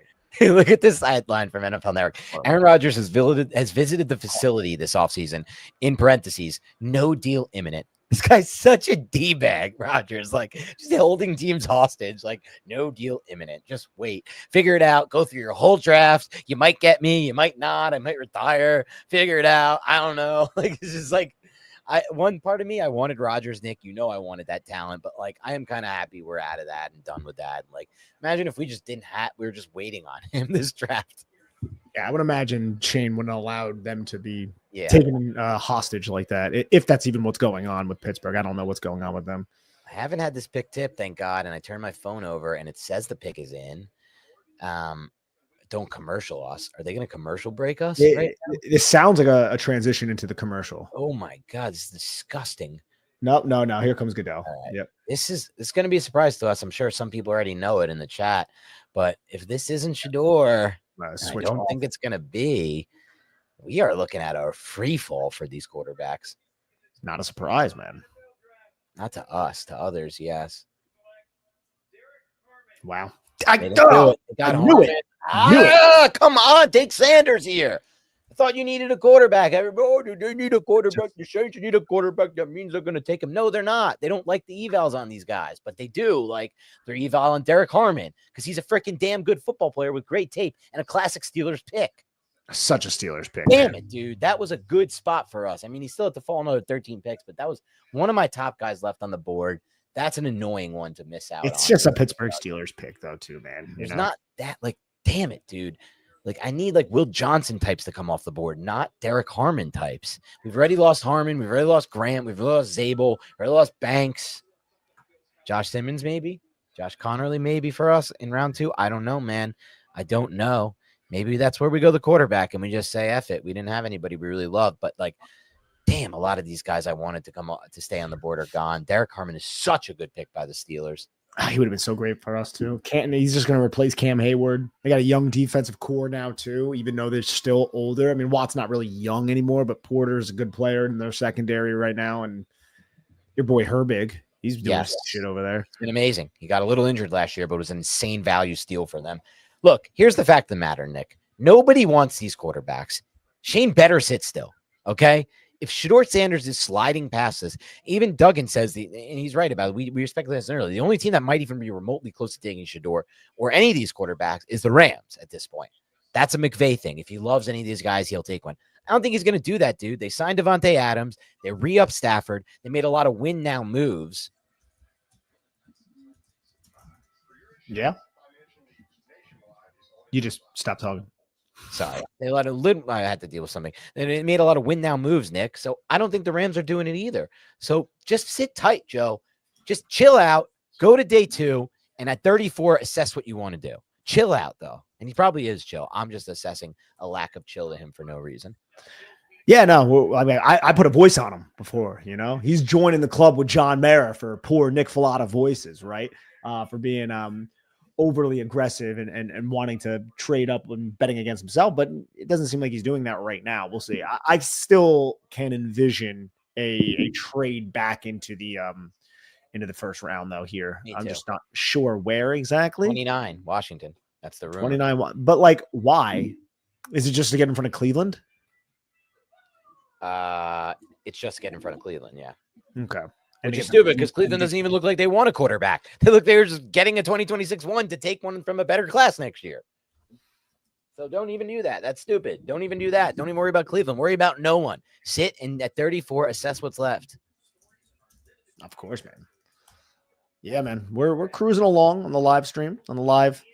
Hope you guys like this. We got another super here I want to read. Jonathan Donnelly. Jonathan, thank you so much for the super. How do you think Dable and Schoen have worked together professionally? Are they grinding tape, assessing practices jointly? Think they both agreed on the crappy 2023 O-line and the bad 2024 quarterback room? Look, outside looking in, they had a very good relationship coming into this.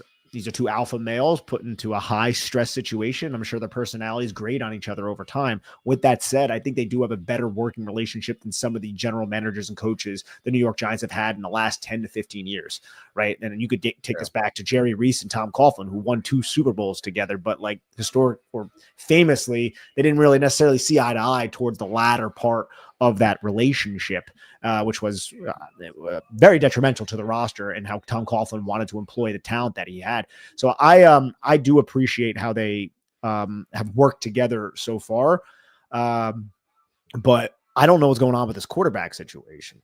Right. And I think last year with the frustration on are we going to keep our job or are we not going to keep our job, I think that boiled over and each of them made comments that very subtly, like, kind of, I don't want to say threw the other under the bus, but did like say like, hey, I'm not getting as much help as maybe I needed. Like Brian Dable saying about the quarterback room, they're like, yeah, I need somebody to basically like, you know, be a good quarterback for me. You get a good quarterback, we can win games. These quarterbacks can actually freaking do what Drew Lock did in week 17 against the Indianapolis Colts. Right. And then Shane made comments, Stan, and I know we brought this up in previous episodes, like some of the guys aren't developing. It's like, well, why is that? That's more of a coaching thing. But overall, I think they have a good professional relationship, and hopefully that carries into 2025. But that's outside looking in perspective. I think they're more in line than people think, Nick. But I think they were out of line with the 2024 quarterback room. I don't think Dable, and you could see it on Hard Knocks, and you could just see it throughout his relationship with Jones. I think Dable had any belief in Daniel Jones going into last year at all, and just was like, this is what I get, I guess. And he even said, I really want to re-sign Tyrod to Shane in that clip, and Shane just wasn't able to get him Tyrod back. And he said that because he knew that he was done with Jones. He had seen the tape. I think Shane, I still believe, wanted to prove that contract right, Nick, by getting him Neighbors and seeing if it can work. He's a GM. He made that big move. He wanted to prove it right in my mind. So that would be my thing. I'll say this, Nick. According to Jordan Schultz, the Giants have been actively trying to trade back into round 1 per source. That was 15 minutes ago. Jesus Christ. Okay. Yeah. I wonder Read the room, Joe Shane. I wonder who his source is in the Giants, Jordan Schultz. Because he's been an interesting reporter over covering the Giants over the last like 2 or 3 years. Yeah, sorry, 1 second. Yeah. Always wonder who has these sources, right? Yeah, no, agreed on that. But yeah, we'll see, man. All right, the Chargers, they're taking it down to the wire at the moment. 150 left. They could use a lot of different things. Chat, where do we think the Chargers are going? Where do we think the Chargers are going? Amari and Hampton might be a dark horse after the Broncos pick. I could see the Chargers definitely going running back here too. Another smash mouth. Somebody a little bit more explosive than J.K. Dobbins, possibly.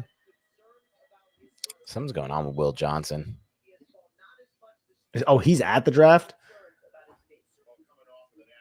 Look, Will Johnson, I didn't think he was.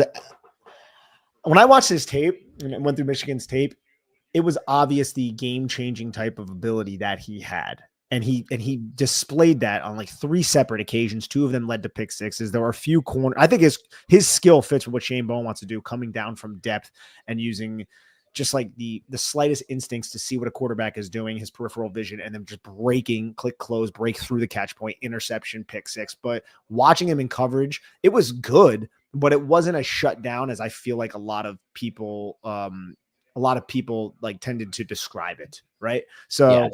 I'm not surprised by this fall for Will Johnson, coupled with the injuries that he also suffered last year. I would agree with that. I can't say I haven't watched too much of 2024. I watched a decent amount of 2023, so I just can't really say. I will say this, Nick.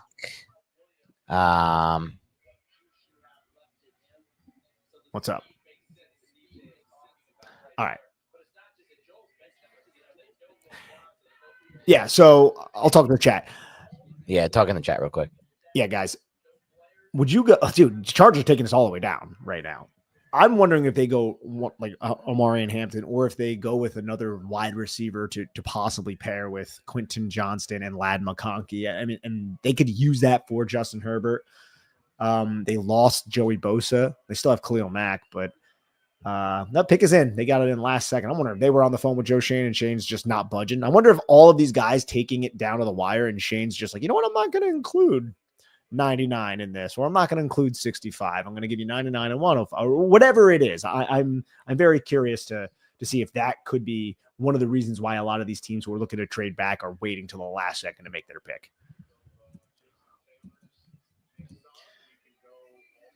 Oh, Mason Taylor. That could be interesting too. The other tight end. Yeah. Pick is in, ladies and gentlemen. Oh, man, I love the Nards. We'll read that in a little bit. The Nards gave us a nice super. We'll get to that after some of these picks, but we do appreciate that, the Nards. All right. I have not. All right. I am back for now, Nick.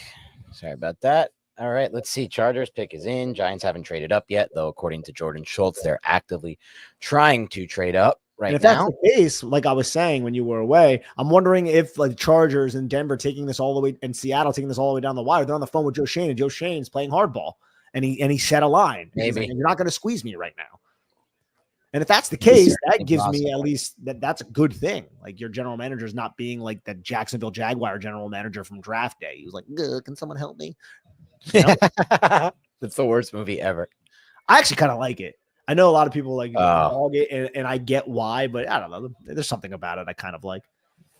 Kevin Costner going after Jennifer Garner. Just what I don't like about it is just, what I don't like about it is like how unrealistic it is. It's like one part where like they like just found out, like they traded back and took somebody that they like had done no research on. They're like, he's this and this and this. Like, wait, who are the Chargers taking? Yeah. Omari. Harbaugh. Look at this guy. He can't help himself. Look at this guy. They brought in Becton to play right guard. They brought in all those dudes last year. Not Staley. Who's the Joe Alt. And now they put in power back Marion Hampton to take over. My God, is he going to be a fantasy beast? Oh, yeah. Oh, my God, is this such a good fit for fantasy? I know, dude. Holy shit. Is that a good fit for fantasy? No surprise whatsoever. Chargers. Wow. Hardball is going to hardball. That's something Oh my God. It's something we are learning over here.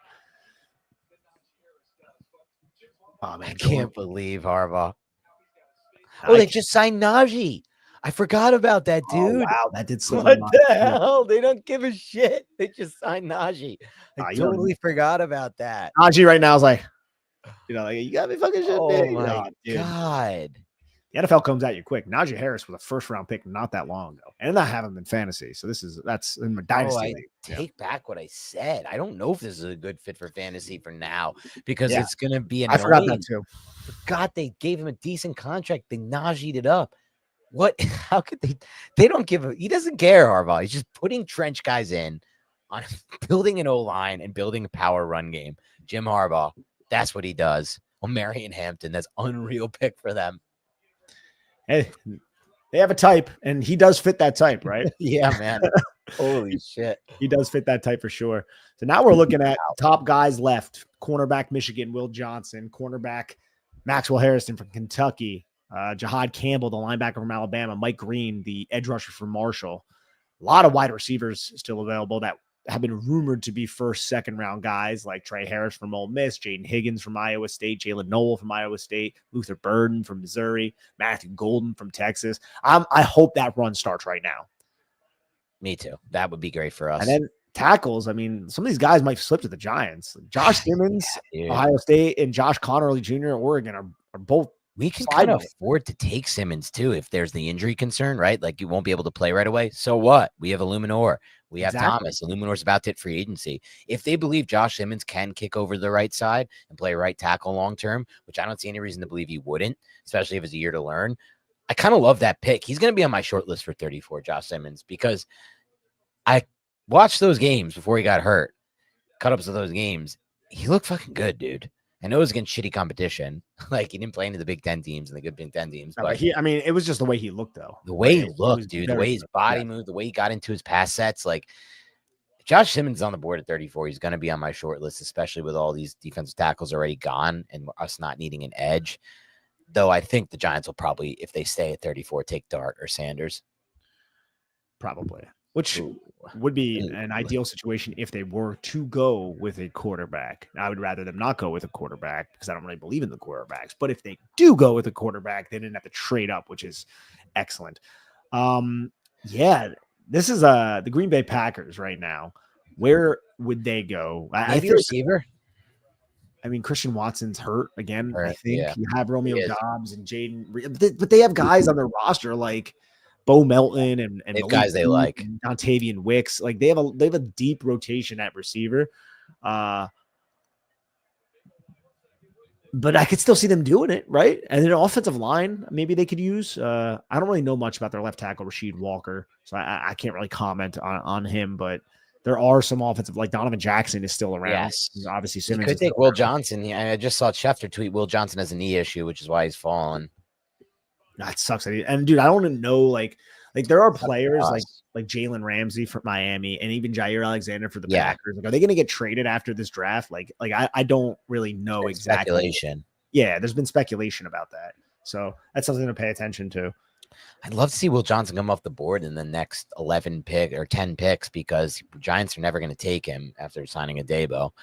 So I kind of want him off the board. I guess they could take him, the Giants. We should start this conversation now. Say the Giants don't trade up. They sit at 34. Yeah. And they take Shedeur Sanders at 34. How do you feel? Like, I don't think you get a Dan rant out of that. I think you go. No rant. You go, look, I'm not a big believer in this guy, right? That's probably what you'd say. And then, but they didn't have to trade any assets. He's accurate. He's got a repeatable motion. He's more polished than anyone else in this class. He's probably more polished than anybody in this class. It is what it is. He's not my guy, though, and I'm never going to get in. I'll never, Nick. Till the day that we die doing this thing, I will never like a quarterback with a non-explosive arm. That's just how I am. You know me. I'm looking for that trait. I want explosive arm talent. I don't believe in non-explosive arms. I don't understand how they could work in MetLife Stadium, to be honest. I don't understand how they can work in the NFL playoffs when you got to go to Green Bay sometimes on the road. And Eli Manning, he did have an over-the-top throwing motion because I posted a tweet the other day, like, because I watched JT O'Sullivan's breakdown of the quarterback class, and he's like, what I love about Ward is, and we talked about this with Matt Sims when we were talking about Tyrod Taylor, he coils and gets a lot of his velocity with a rotation, an around the body rotation. Sanders is over the top, and what JT was saying is he loses a lot of his velocity and power because he goes up with his throw. And Eli did it, but Eli was 6'4", and Eli was able to get velocity on that and cut through the wind. Sanders, I haven't seen great examples of that. You watch the Kansas game out in that cold Kansas stadium. It looks bad there. Their ball in the end zone that hangs there. You watch it against Nebraska in the cold there. It looks bad there. Anytime he was in the cold, Colorado, a little cold, but also the mile-high thin air where the ball travels really well. So that's not a great example. So it's just not for me. Like, if it's Dart at 34, I'd rather Dart. I'm at the point where I'd rather Dart than Sanders. I would. I see more of what I like there. I know Sanders is more polished. I understand there's good about Sanders. Yeah. But I don't trust that arm in MetLife Stadium, and I don't know how I'm going to trust that arm. Yeah. I mean, hey, the arm, it certainly did not have the type of velocity and zip to it that you want to be cutting through the MetLife Stadium winds. The fact that this was like a conversation for pick 3, like, thank God. God, we didn't do Yeah. this. No one else is coming close to doing this. Pick is in for the Green Bay Packers again. Though it went down to like the first, like a minute left on the clock. Can I say one thing? How crazy bad we make all this big to do, Nick, about NFL draft odds. Giants are minus 130. Take this guy. The NFL draft odds makers set Shedeur Sanders over under at 9.5. Then they moved it like last second to 23.5. And then it went like up to like whatever 30. They were so off for like until like 8 days ago. They had it at 9.5. It's kind of crazy. Like they were way off on this thing. Absolutely, but really it just comes down to like one team and how do you hedge against that? Because say the Giants were interested, the Giants take them at 3, like Anthony Richardson with the Colts. Like where would have Anthony Richardson gotten drafted 2 years ago, whenever it was, if the Colts didn't take him at 4? True. I don't know, right? So it's just all it takes is one team, and that's one of the coolest things about the draft too. It's like all it takes is one freaking team to do this, and that's got to be so hard to like set the. I don't know how they do it exactly. Maybe they're plugged. That's a good point, though, Nick. It just takes one team, but so it's hard to do. Like you said, like if that team doesn't, the Giants don't take Sanders, or if the Saints don't take Sanders, then that 9.5 gets blown up. Same thing with the 23.5. I guess they were doing that because the Steelers, right? And that gets blown up. Steelers didn't take him. Here we go. Joe Schoen Schoen hasn't traded yet. That's what I'm happy about. My brothers. What's Maddie doing? Maddie said, "I'm gonna be sweating every pick the rest of the night." I love Matt Schneider. All right, so we have another guy talking here. Packers up. I got to turn my phone around. I don't want any tip picks. Oh, yeah, you got to avoid Twitter at this point. I don't want any tip picks. About to get the Packers selection here, ladies and gentlemen. It's our longest live stream ever, Nick. 2 hours and 35 minutes. I know. It's going well, though. It's going great. Yeah. It's just like we're just hanging out. It's basically just me and you. Feels just like I'm hanging out with my friend watching the draft. It's kind of great, actually. It's fun, man. We probably can't feasibly do this tomorrow. But I have to see with my work schedule, but it would be fun to do again. Definitely Saturday, but you can't. Yeah. Saturday, I can't. All right. We're going to get this pick here in a second. It is different, I'll say, whenever you're live streaming and they have these people come up and talk. It's a little bit more, got to wait. Yeah, of course. Sitting there awkwardly. So I got some news. And of course, so I told you about Jordan Schultz's report. Now Josina Anderson is reporting that we're trying to trade back up right now into the round 1. That's got to be what's been going on and why all of these teams have been taking it down to 1 minute. They're talking with the Giants. And and Joe Schoen is playing. I don't know if hardball is the right way to term it, but Joe Schoen is being judicious and not overselling, right? Like he's saying, this is what I'm willing to give up to trade up. You're not getting X, Y, or Z from this. So that includes the Broncos, the Chargers, and the Seahawks. Here we go. See what this is. Packers. All right, guy, come on. Oh, he's still filibustering. Yeah. Okay, it's a wide receiver in the first round. Wow. Okay. They never do this. Matthew Golden. They got some Golden. speed, baby. They got some speed. Matthew Golden. Let's go. Wow, the Packers did it. They went receiver. So now you got, Christian Watson's hurt, and I think he's going to be hurt for a little while. Yeah. Jaden Reed, Matthew Golden, and Dontavian Wicks, Romeo Dobbs. I mean, they got so many receivers, dude. Bo Melton's never going to find the field. I didn't think that he looked like a 4.29 guy when I watched cut-ups of him, but maybe he's a 4.29 guy. It seems like a little crazy. Like Worthy, I thought was that when I watched him. Worthy to me was, it jumped out. And his usage at Texas was like they would throw screens to him, he would catch it. He was just like 0 to 100 with Xavier Worthy. A little bit different with Golden, I agree. But he was smooth getting in and out of breaks, which I do like about Golden's profile. And the Packers seem to always hit on the receivers they draft. So I think this is another guy to put on your fantasy football radars for those of us who are watching with us and play fantasy football. I know we're not getting into like a huge fantasy discussion here, but I feel like now Dynasty I can see, but owning a Packers wide receiver is a little annoying. It is very annoying. Because like one week Jaden Reed will go off 7 for 120 and 2, and you're like, dude, this guy's awesome. And then he'll put up a goose egg the next week, and you're like, what the fuck happened? This sucks. I hate it. You're 100% right. Can I ask you a question, Nick? Of course, bro. Who if Josina Anderson reporting that Joe Shane's trying to trade up. Jordan Schultz reporting Joe Shane's trying to trade up. Giants trying to trade up. Who the hell are we negotiating against?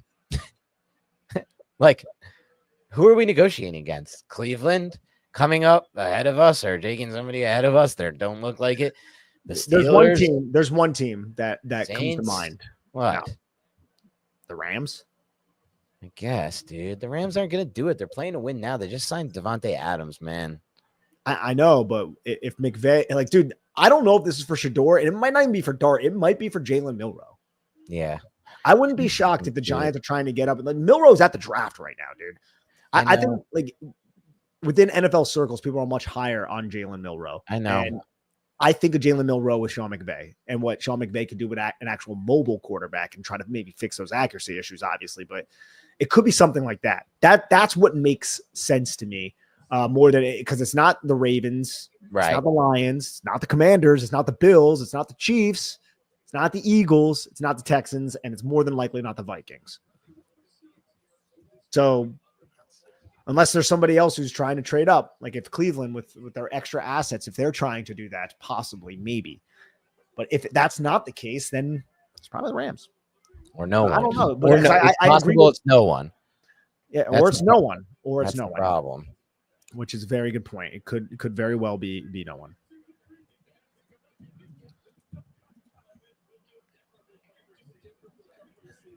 I'm trying to keep up with what Schefter is tweeting at the moment, and it's hard to get Twitter to not be slow. Yeah, damn, that's crazy. What if they weren't trying to? Yeah. Let's see what the Nards had to say. The Nards, thank you so much. Said, love your work, gents. As a daily listener, it's a fun part of my day. Keep up the great content. Don't go Dart or Sanders, Joe. I love when the Nards speaks his mind. The Nards, I'm more on board than I ever thought I'd be with Dart. Not on board with it. Still don't want him at 34. Yeah. Still think I prefer Milroe over him slightly, but I watched 3 games again last night, Nick. Rewatched those games. And I was looking at my notes as I was watching them, and I was like, there were a lot of big time throws in this game. Now, again, how many of that is just Lane Kiffin? A lot of them were open. Will that translate? But it was at least the route concepts Dable likes, those vertical intermediate areas of the field. And again, I did think he led the receivers. That's something I haven't seen from a quarterback in a long time in a Giants uniform. Leading receivers, actually throwing the ball in front of them so they can go under it. Yeah, outside the numbers throws, like we never really saw the Giants run a lot of sail concepts with Daniel Jones at quarterback. They couldn't. Because Daniel Jones wouldn't make those throws. But right when Tyrod Taylor and even Tommy DeVito got in, you saw the offense change pretty drastically. You saw a lot of sail concepts, a lot of attacking outside the numbers, even from the far hash or the near hash. But with Jones, I charted it that one year in 2022. I charted it, and it was a shockingly low number of passes from the pocket that were even thrown outside the numbers beyond 10 yards. I don't have the information in my mind right now. I think it was under 12, I think was your number. It was like an insanely low number. And it's something we talked about all that year. Like, hey, the Giants don't really, but like, I guess I didn't conceptualize how actually small that number was until I charted it all. And I was like, holy shit, this is terrible. This is bad. If you were to go Dart, that would not be an issue at all. Those half field reads, very simple. Pre to post snap confirm. Oh, single high. Okay, I'm going to go this way. I got this. Got the sail, 3-level read this way. I'm going to hit the 7 if the cornerback sinks on the flat route, or I'm going to hit the flat if the cornerback drops to a depth, right? So that is a totally different element that Dable will now be able to access from a play calling standpoint if they go with somebody like Dart, Milroe, or even Shador for that matter. Because for whatever reason, Jones just never really wanted to attack that area. Yeah, he didn't have it, and he didn't see it fast enough. Vikings are picking right now. Let's see what's good. Oh God, we probably. Who is it? Give me a corner or an edge. Donovan Jackson. Damn it. That's a tough one for us. I mean, really tough one for us. I didn't think he was falling to us. He could have definitely been on the board at 34, dude. He's another good player, man, off the board. We're looking slim on the interior offensive line. We're looking slim, man. But if the Giants are really trying to trade up, it's like at this point, we're going quarterback with that 34th pick, whether it's a trade or, you know what I mean? I guess, but damn it. I don't want to like solidify that, but it also doesn't seem just be rumors. These could just be rumors. They could be rumors, certainly, but it does seem like if there's any truth to these rumors. Oh no! Look at NFL Network. We did it. We traded up. You beat me to it. Yeah. Damn it. Here we go. Jesus Christ. Texans. They traded right up in front of the Rams, though, dude. Maybe that's what it was. Jesus fucking Christ, man. New York.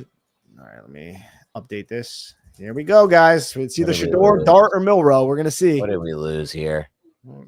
What did we lose? Do this? Exactly. Why did we even do this? Why did we do this? Who's taking a quarterback?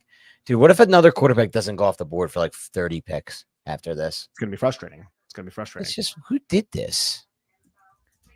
Their quarterback. I don't know. Here we go. Time to send tweets out, everybody. Update the live blog there. What did we give up for this shit, man? Giants.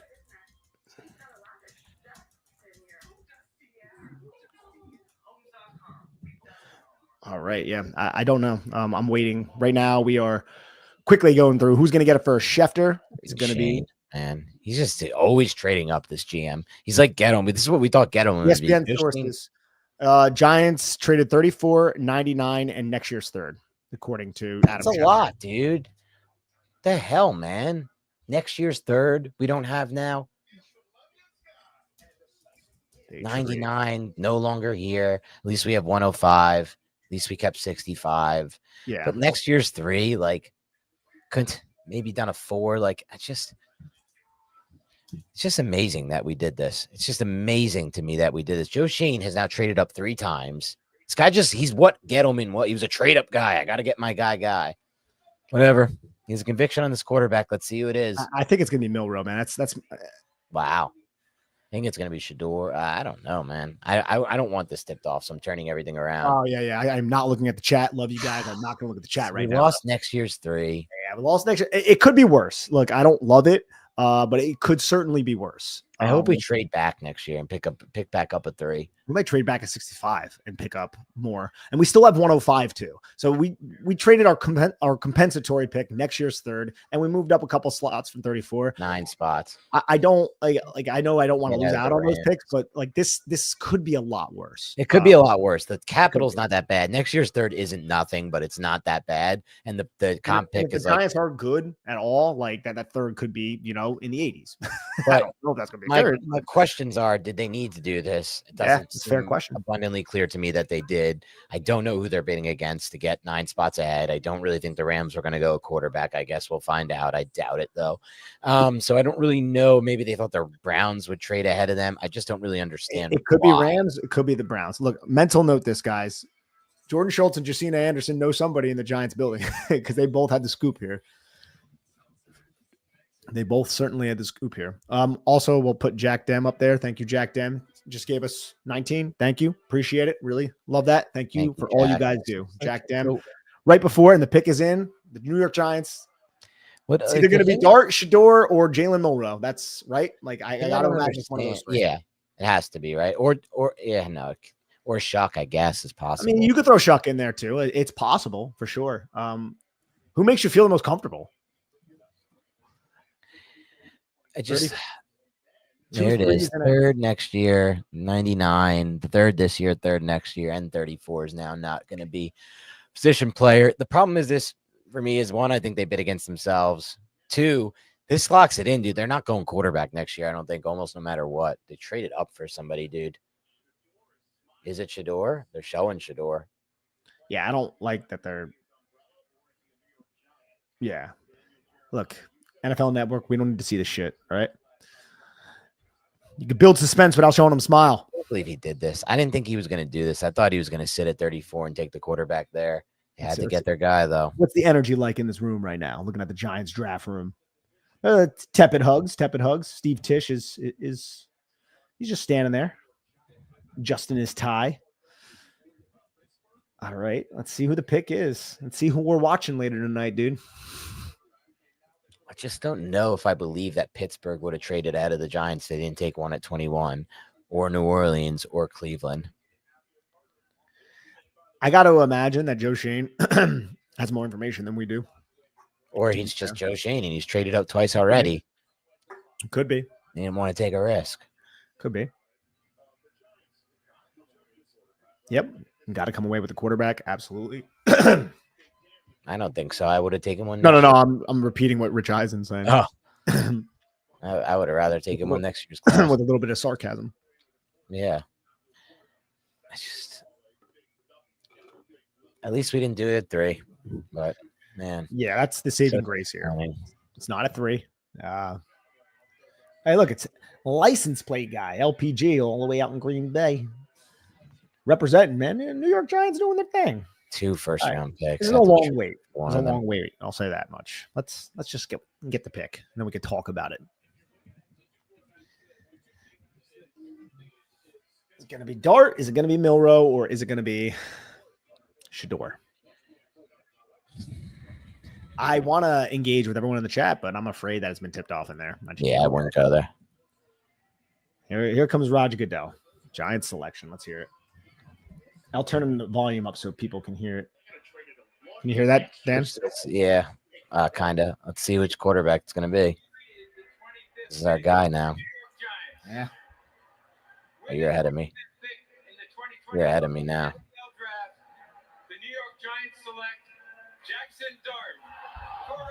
Okay.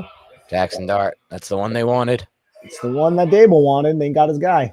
Wow, they were really on to us, the reports. They all knew that we liked this guy. They all had this guy. The report said the Giants were trying to trade up for this guy. And they were right. And Carson Schoen wasn't wrong either.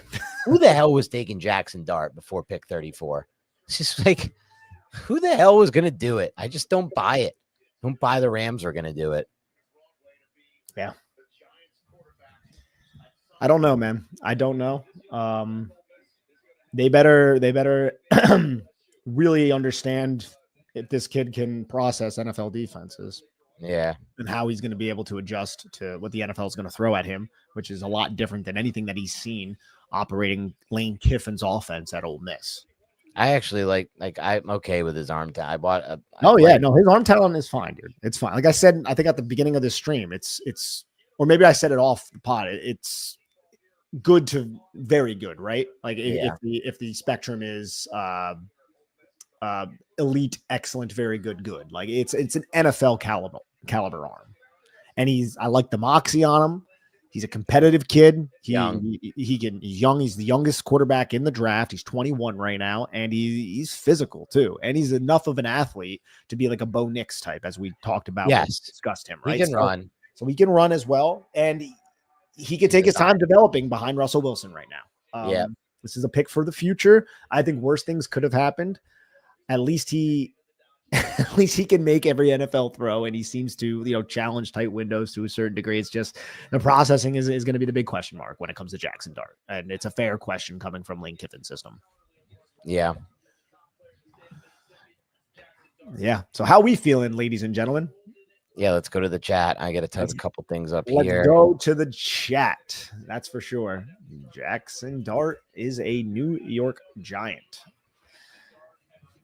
See what Talking Eco says. Could have gotten a quarterback at 34. This is what Dan's saying. Just saying, I don't like this. Feels like a DJ or Pickett type of pick. Talking Eco, thank you so much for the donation. Jonathan Donnelly, again, thank you. Only bad Shane trades are his draft day trade ups. David Goodman, thank you so much. It is about getting the guy they liked at the position, not getting anyone.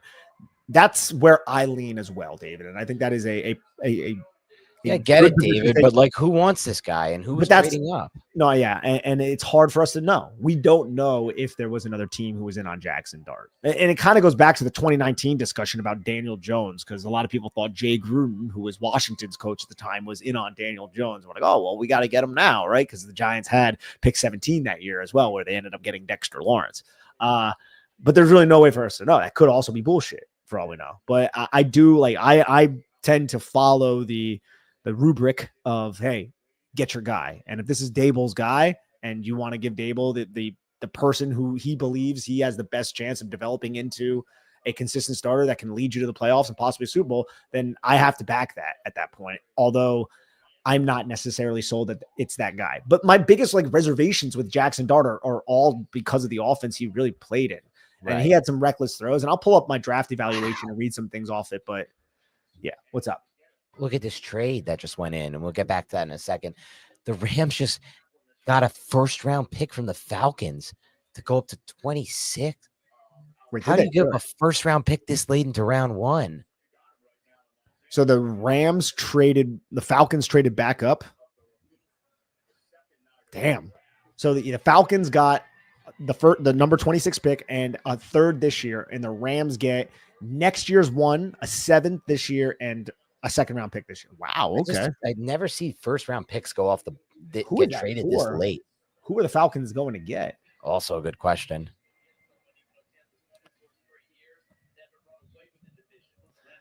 Yeah, we're about to find out, though.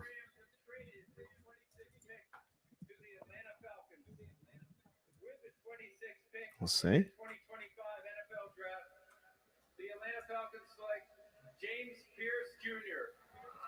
Wow. Traded up for him. Yeah. Okay. 26-1. Another trade. Update this with the Rams. Edge James Pierce Jr. Damn, dude. Yeah, this is a lot going on, guys. Absolutely a lot going on here. I got to do a few things. James Pierce Jr. is now a Los Angeles Ram. We got Jackson Dart. I'm going to pull up my evaluation on Dart here in a second. Yes. And I'll read off a couple things about it, and I'm going to go right back into the tape after all this is done and after we're done recording our next podcast for tomorrow morning. It's a busy night here for the NFL draft, if you guys haven't realized. And I'm also going to be going live with Chris Flum over at Big Blue View for anybody who is interested in that as well, to discuss what the New York Giants have done. So busy times. Yeah. When did that first report drop? Which they were trying to trade up for Dart, because there's clearly now a leak in the Giants building. Like that was purely leaked out. Yeah. I'm not sure. Sometime I think earlier this week, or are you talking about there's a turd in the punch bowl, as they said in South Park. Turned out to be true, those reports. Yes, it did. All right, my phone needs to stop blowing up. You guys, I'm busy. Maybe that's the reason Shane felt the need to trade up. Damn, the Falcons just added 2 edge rushers, man, or defensive front players, maybe I should say, with Jalen Walker from Georgia and now James Pierce Jr. And Rappaport just said they were going to go James Pierce Jr. earlier, so they got both of them. They traded a 1 from next year. That's how much they must have loved this guy. All right, that's crazy move by the Falcons. All right, so here's my this is what I wrote about Jackson Dart. Here's my synopsis. All right, as you catch up on work, I'll read this. Hopefully, people find value in it. Jackson Dart is an interesting college quarterback who operated Lane Kiffin's fast-paced RPO spread system efficiently while leveraging his good overall arm talent to challenge defenses downfield. One of the most controversial parts of Dart's evaluation is the transition from Kiffin's offense, which provided isolated quarterback-friendly reads and packaged RPO plays, to the NFL, where space is limited and the defensive athletes move much faster. Coaches and people with access to Dart may be able to discern his quarterbacking knowledge beyond Kiffin's scheme, but it remains a bit nebulous to outsiders. With that stated, there are reasons to believe Dart projects well to the next level. Dart has good overall arm talent, and he can push the ball vertically with above average accuracy. I wouldn't say Dart has elite arm talent or the biggest arm in the world, but it's sufficient for the NFL game. He has enough arm strength to access every part of the field. He is willing to stand tall in the pocket and deliver through contact. He's a tough guy. He's enough of an athlete to escape muddy pockets at the next level. I would say slightly worse than Bo Nix from last year's draft, who rushed for 430 yards in his rookie season, but comparable. Overall, Dart is about to experience an entirely different and possibly more challenging way of playing quarterback for the NFL, or of playing quarterback for the NFL. It's not conducive to the style he thrived within over the last 3 seasons. Dart was obviously comfortable in Kiffin's scheme. That's a good thing. Still, the conjecture about his transition may be detectable in a meeting room or during a private workout, but the true nature of that transition may not be ascertained until semi-live reps, training camp. I am also slightly concerned about Dart's decision-making under pressure, which he should see much more of at the NFL level. Nevertheless, Dart is a solid prospect to bank on for development due to his projectable traits. Yeah, I think that's a pretty fair synopsis. I'm going to go back and watch even more. I watched a bunch last night, rewatched a bunch last night, went back through my notes. Again, I went over some of the things I like about Dart. He's a young quarterback as well, by the way, Nick. Which you mentioned, he still growing, hopefully, into his body, into his frame, could add more arm strength, I think. But there were moments, dude. I'll bring up some moments just from those 3 games where I saw him rolling opposite shoulder as a righty to his left, and he's able to get the ball down the field. That is one of the tougher throws for a right-handed quarterback. Like, his arm talent to me is unquestionably better than Shedeur Sanders. And his arm talent to me is actually unquestionably better than Jalen Milroe's to an extent. And I don't mean his arm strength or his ability to release the ball effortlessly. I just mean it's more on target. Like, he gets the ball, has that layered trajectory to it that I think a lot of coaches like Brian Dable like. The ball goes up and down and it lands in the spot you expect it to, versus Milroe's that kind of jumps out of his hand. And sometimes it goes up and down, like on the deep path. I think Milroe can get it up and down. I think on some of those shorter throws and the layup throws, Milroe has a tough time getting it up and down, and the ball just kind of, and you're probably thinking, I see Nick's face going on, some sexual innuendos that he this is a you problem, bro. This is a you problem. That wasn't what was going on, though, at that moment. Sometimes I'm watching Jalen Milroe on those layup throws, Nick, and on the short intermediate, and the ball's just firing out, and it's going fast out of his hand. And that's why he misses some of those. So, like, I see what they see in Dart. He's young. He's got a decent frame. I would say it's not a great frame. He's only 6'3". It's a decent frame. And hopefully they're right. This is their guy. Brian Dable loves him. He'll sit for a year. Tommy Cutlets, they'll finally cut. Thank God for me, for my sake, because no offense, great dude. I'm happy for him. Great story. Nice guy, whatever. I'm happy for the Italian fan. Caveats in there. Yeah, you got to. I mean, great guy, but it's not an NFL quarterback, and he doesn't belong on a roster. And now we finally have some talent. And look, we have some talent in the quarterback room for the first time in a long time. The Giants with Dart, Winston, and Russell Wilson. I don't think Dart. Let's talk about this now. Do you think Dart will play a single snap in 2025?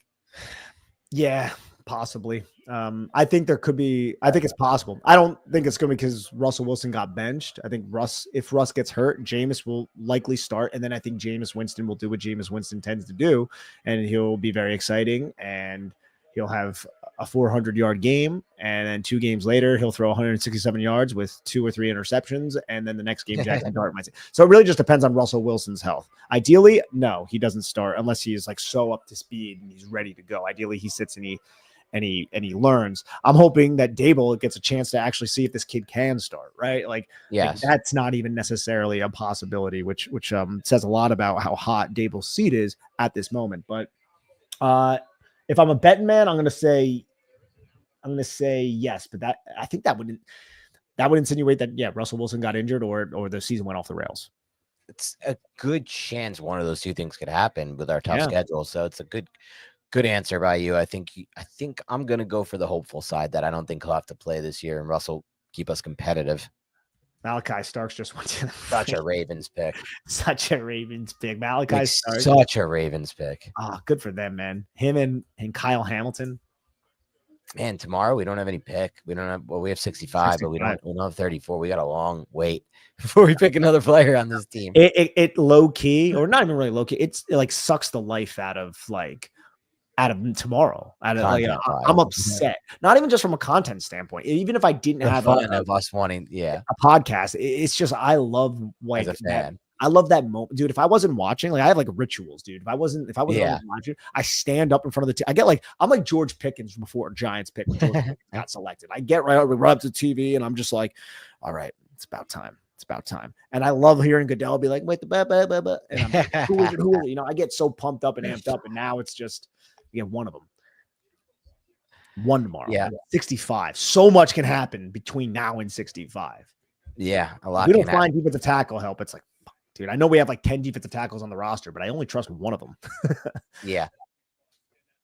Wow. I just did not see that coming. I mean, even if we didn't do this trade up, Nick, and we still had 34, we'd still be thinking throughout the night, like, will they take Dart or Sanders at 34? Will they take Miller at 34? We at least would have had that speculation. If you asked me last night, what is going to happen, Nick Filato? If we did a show last night, I would have said this exact thing.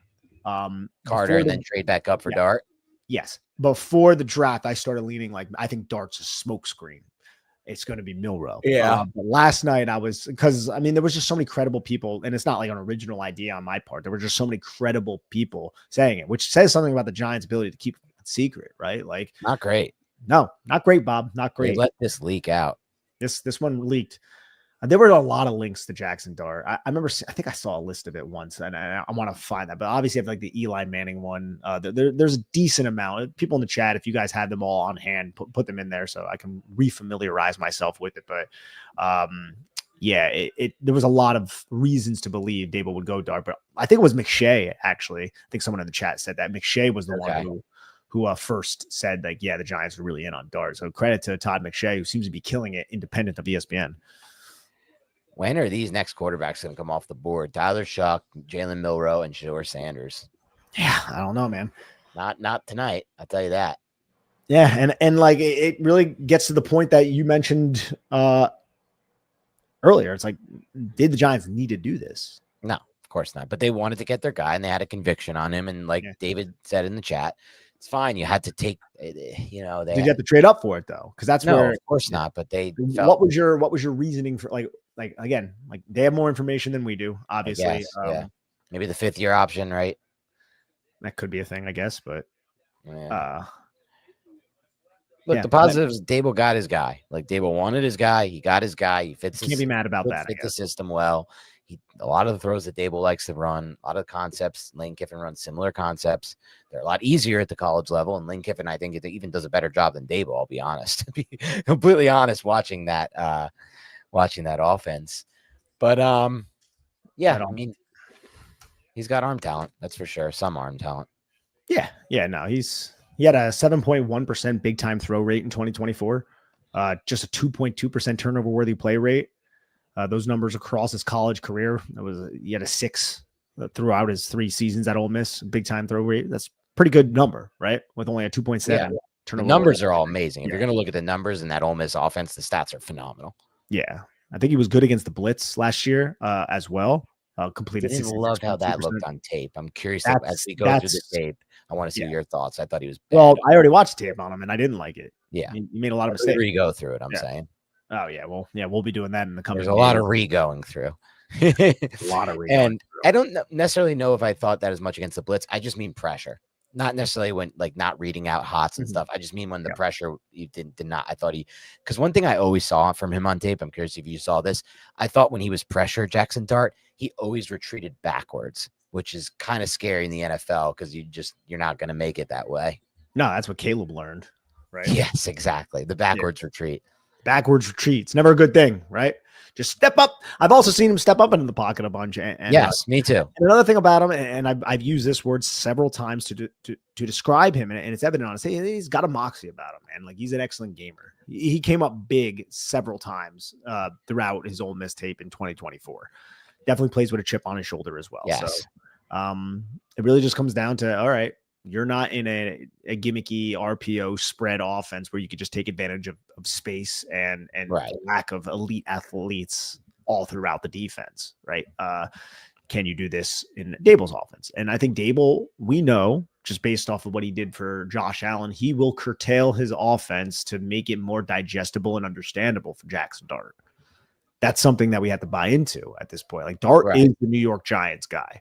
And I like that they got their guy and they didn't have to give up all that much. So I can't be like pissed off about this, but from a process standpoint, I do agree with you. You hope that the general manager was not bidding against himself, but at the end of the day, you got your guy, Brian Dable. You're the head coach of the New York Giants.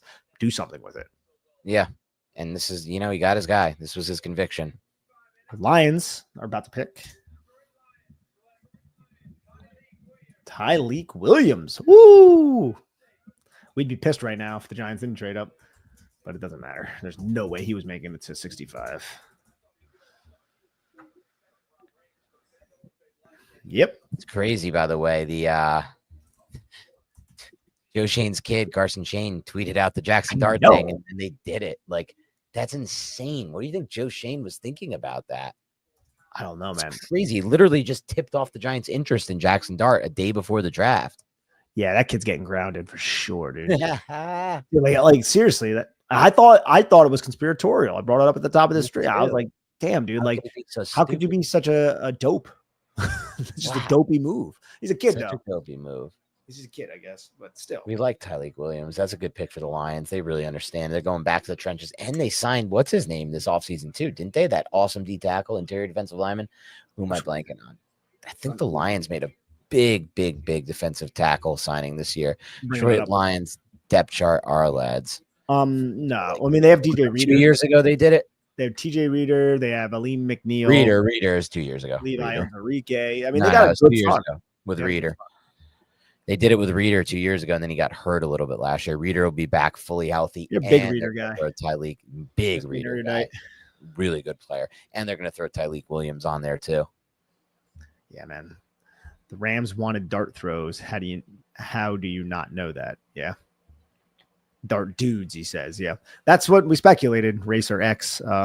We said that at the top, but we're not 100% sure of what it is. And you want to know something? I see Clarence and a bunch of other people saying this already in the chat. I texted you about Jackson Dart sometime earlier last week, and I realized that it's going to be Jackson Fart like a lot. Oh yeah. I gotta. Someone did something about what I'm tweeting, right? Like, or what I'm texting about. No, it's been autocorrected for everyone. A bunch of people have sent me that. Yeah, a lot of stinky stinks. But hey, man, got our guy. It is like if it was the Rams, as we speculated earlier in the stream, I think Jackson Dart with Sean McVay would be a lot of fun. Yeah, I mean, look, I still don't know. We'll never know if the Rams are going to do it and take Jackson Dart there. I really don't think they were making that move. They're playing for win now, but you never know, right? And speak of why that might have been true, Nick. They did trade out of the pick right away after the Giants made the pick. So yeah, maybe that's why. Like, and look, then again, they got offered a first rounder next year, which is insane. No, right? Isn't that nuts? No one trades ones to get back into the late 20s. Like, what the fuck was that, Falcons? Thank God we're not them. Yeah. Oh gosh, right. Again, man, like I'm not coming away like upset with this, right? Like I think this is a you get your guy. Like how could we complain about something like that, Dan, when we know how important the quarterback is? And you know what I mean? I don't want to be hypocritical there. So, but again, you don't know if they're betting against each other. I'm just gonna, rely on the fact that they know more than I do. Hopefully they do. The Dan Abides 10 says, "What a waste! Wasn't the whole reason we brought in Jamison Wilson was so that we didn't need to do this?" Yeah, but they didn't feel like they needed to do this, right? Yeah, I think this was they identified their guy. Yeah. No, I think the hope is, Nick, that they had a conviction and they identified that guys. Good point. The opposite side of that is they're under immense pressure to keep their jobs, and they convince themselves they found their guy. Yeah. And as you we'll said, find out soon what the actual answer to that. And as you said, and this is like, I just don't want this to be the repeat of 2020. If it's a repeat of 2020, and it's like, well, Dart played the last 4 games of that lost season, and he went, he threw 6 touchdown passes, and with only 1 interception, he looked pretty good. So the Giants, they had the 3rd overall pick, but they're going to pass on this quarterback now, and hopefully it's not that situation. But we're putting the cart before the horse. Pat Monahan, got Abdul. Elite DTs are gone. 5th-year option. I get it. Thank you so much, Pat Monahan, and I understand your perspective. Your average fan. Oh, sorry. Your average fan. Does Dart start a game with Daboll as head coach? Oh, that's funny, right? Like, yeah. Well, look. So Daboll's on the hot seat. Shane's on the hot seat. We know that. They were almost fired this year. And they have to win this year, I guess.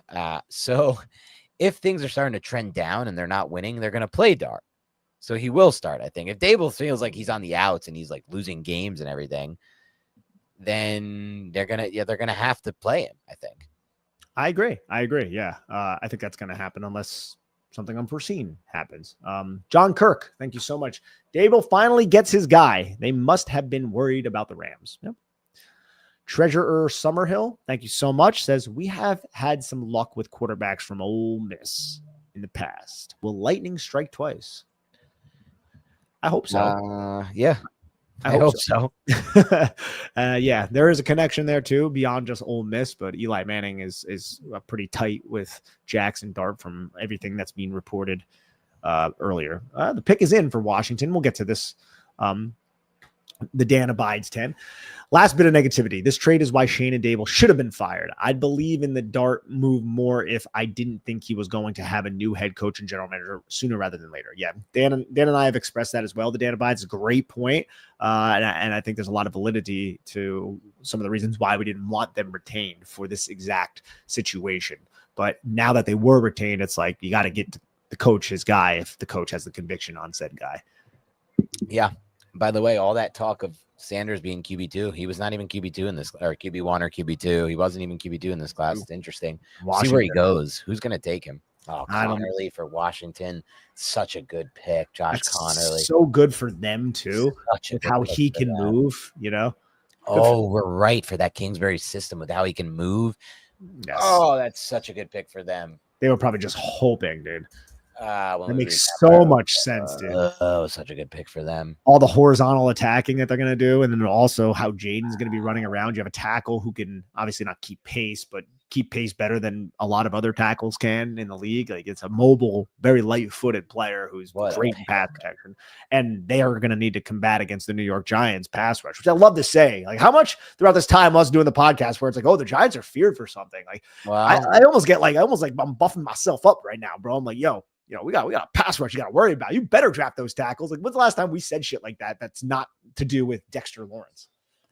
Yeah. Well, look, remember that matchup earlier this year? Abdul Carter versus Josh Connerly. Connerly kind of got the better end of him. So now Carter is going to have his opportunity to get him back. He definitely got the better end of it. But I don't necessarily think that's going to be a consistent thing throughout their careers, especially now that they're going to be playing each other twice. Agreed.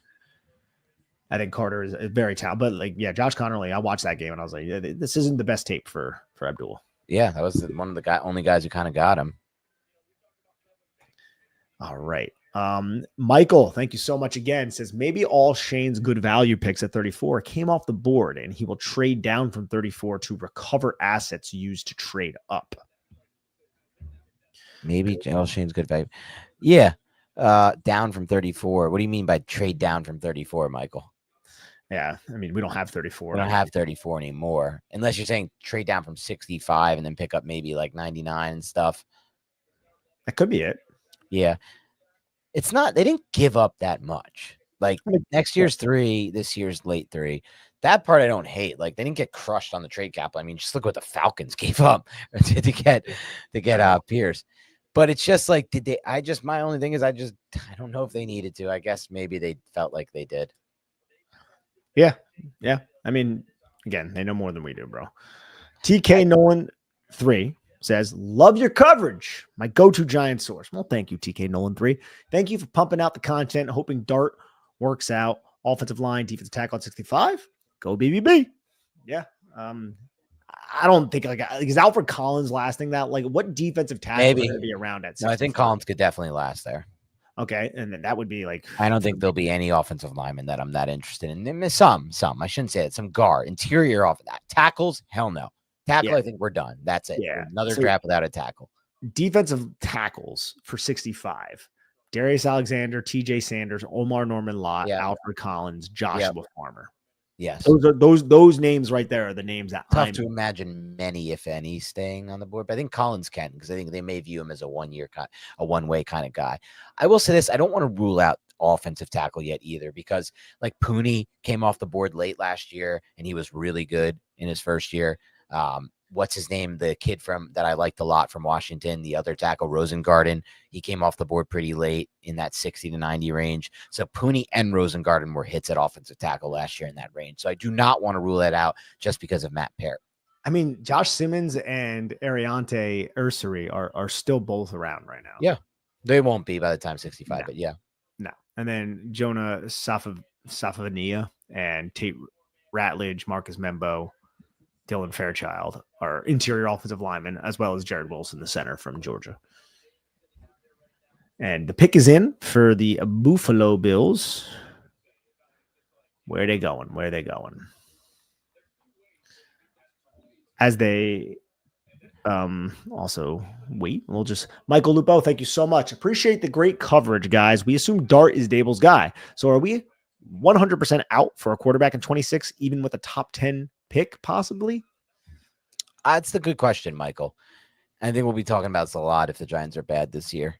I think if it's top 3 or 2, they could take a quarterback next year, Nick. I think if it's anything outside, like top 10, like Michael's talking about, like 8, 9, whatever, I wouldn't think there's almost any chance they're going to take a quarterback. Yeah, That's my take. It's tough, man. They traded up. I think if they're picking in the top 10 again, then it's going to be a new regime anyways. And this could be like I know Will Levis had 2 years, but it could be like a Will Levis situation or a Josh Rosen situation where a new general manager comes in and it's like, well, I'm sorry. I know you guys took him in the first round last year, but we're not doing this. And we're going in another direction, which would suck for the kid. It's not his fault, but that's the NFL, man.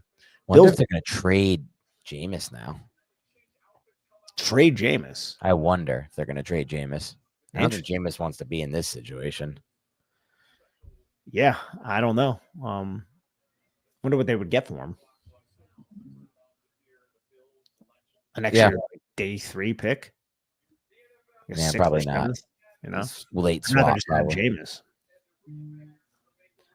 Bills selections up, and then we just have the Chiefs and the Eagles. And I'm wondering, the Eagles are going to get somebody.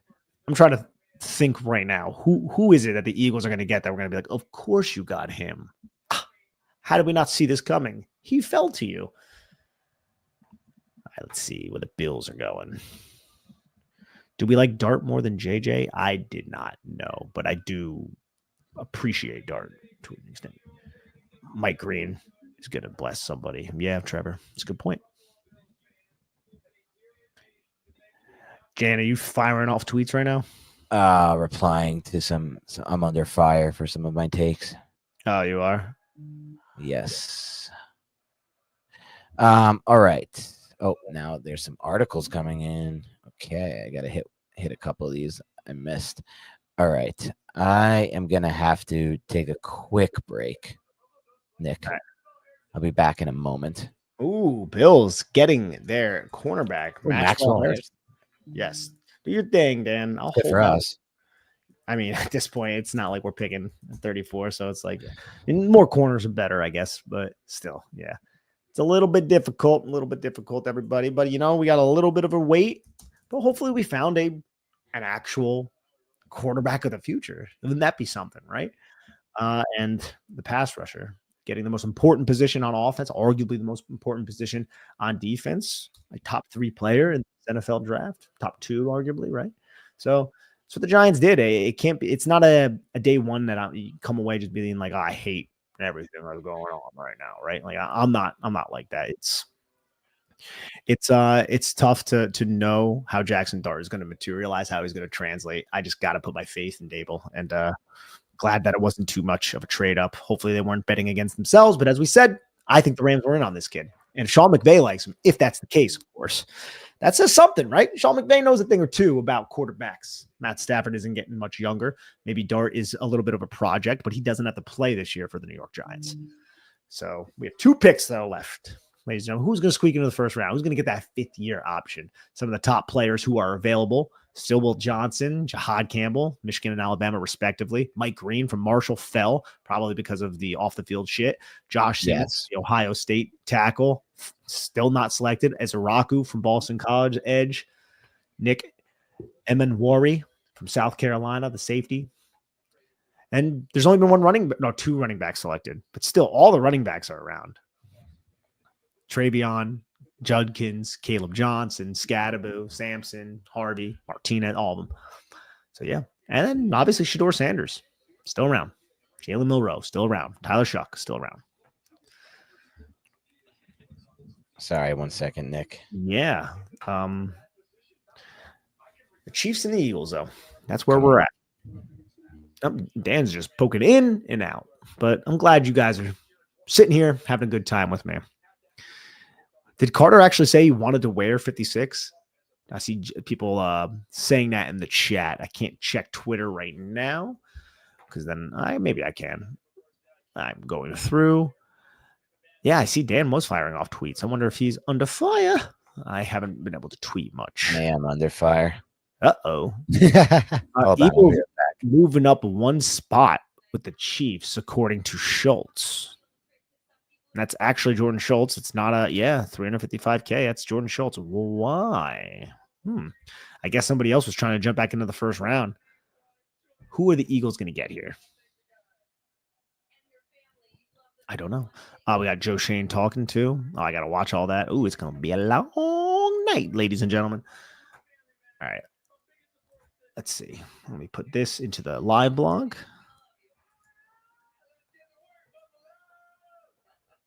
Is that only the second corner or 2.5 corners?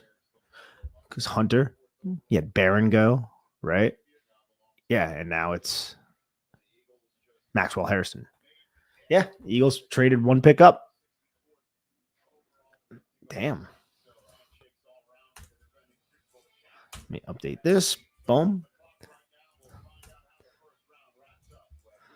Chiefs wanted to pick last. They wanted to be nostalgic from the days where they actually won Super Bowls instead of what happened this last year, lose to the Philadelphia. I gotta hear about how the Philadelphia Eagles have another ring. They doubled their ring totals, man. That's so upsetting. So upsetting. I remember the days when I used to be able to make fun of Eagles fans for not having any rings. And now I'm an adult and they won 2. That sucks. That is very unfortunate. I hate that about the reality that I am currently residing in. A 2-time Super Bowl champion Philadelphia Eagles team. Ugh, miss me. I used to always present here. Take a look closely as I present the Eagles trophy case. That was one of my jokes. And obviously, that was a good one. What does an Eagles fan do when they win the Super Bowl? Turn off the PlayStation. There were a lot of them, and now they're 2-time Super Bowl winning champions, and those jokes are all gone. They're all gone, and you just got to call it what it is. It's like they won like with Saquon Barkley. Like that sucks. I'm not gonna hold it. Like it is what it is. It's unfortunate. Okay, I just got this pick tipped off to me. Oh no, I don't have it yet tipped off, so don't tell me yet. I'm trying to look for what the trade compensation was. I saw it briefly on NFL Network, but this pick is going to be an annoying one for the Giants. I think one that we're not going to love to deal with.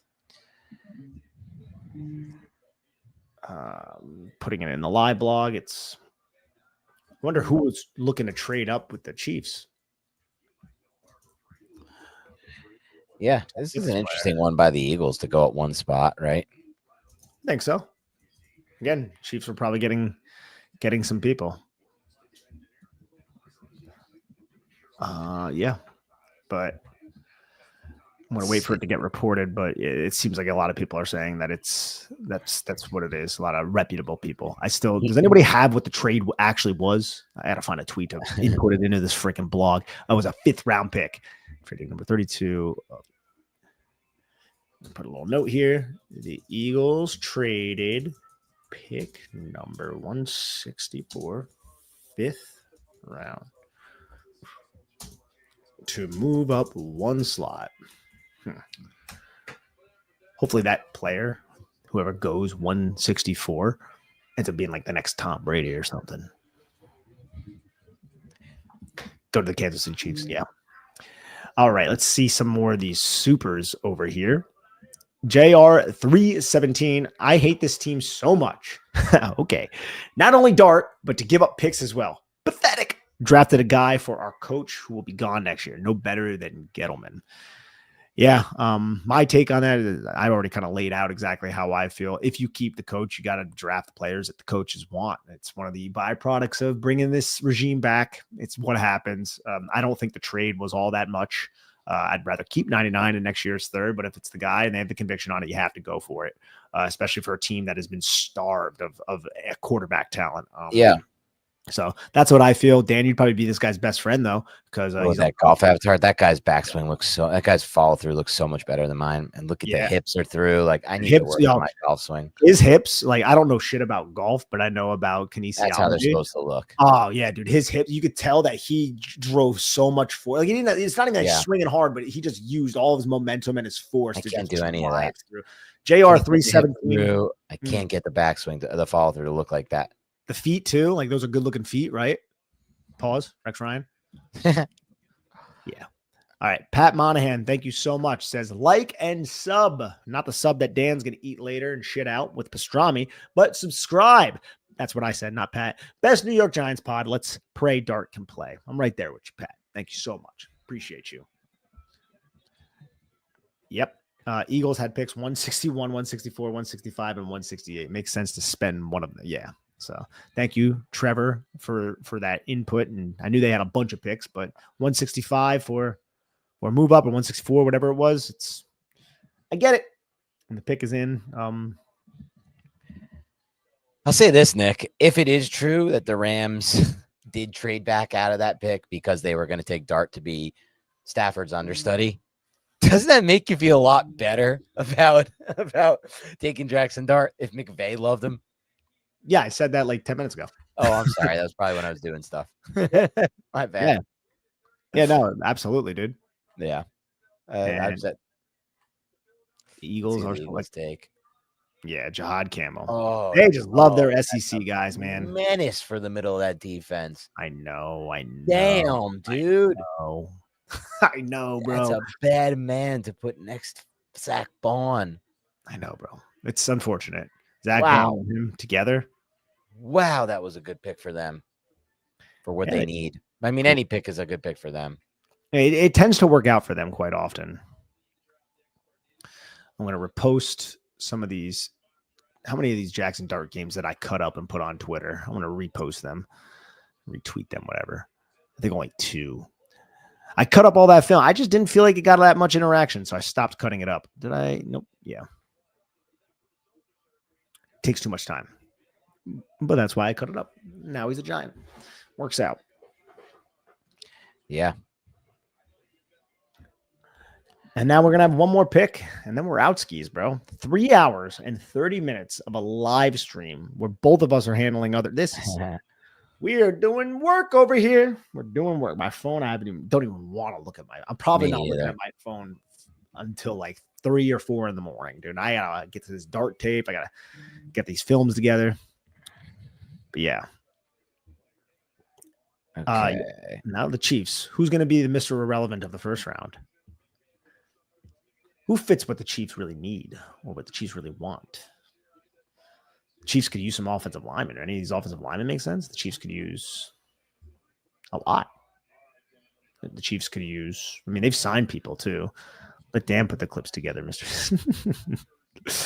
Not the same thing. I mean, look, I don't think anyone's ever going to know if the Rams are going to take him or not. I know a lot of people are saying they would have. The speculation since they traded out. But I feel like if you're not in that draft room, Nick, I don't really buy anything I hear. I don't know if you feel the same way, or even if a report is made after. Like, it's just no way to really know. But the Giants felt like they were going to take him. Clearly, I think that's why they had to trade there in their minds, right? I mean, yeah. Why else would they do it? Yeah. I don't know why else they would do it. So now hopefully they're right.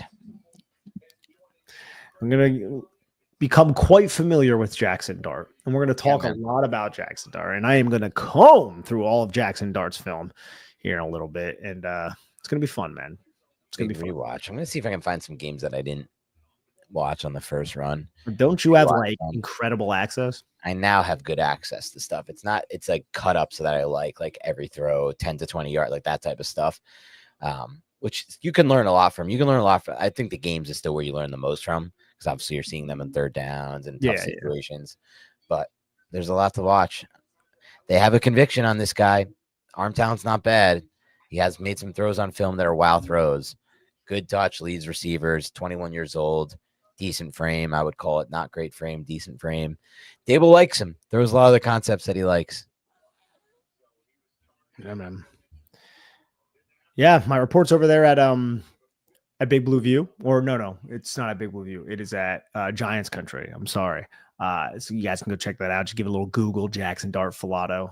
I read this synopsis before. I think he's developmental, but he's got some upside to him. I had a late 2-3 on him, but it's more of a, when it comes to quarterbacks, future starter, potential starter. Is the way I really judge what he can be.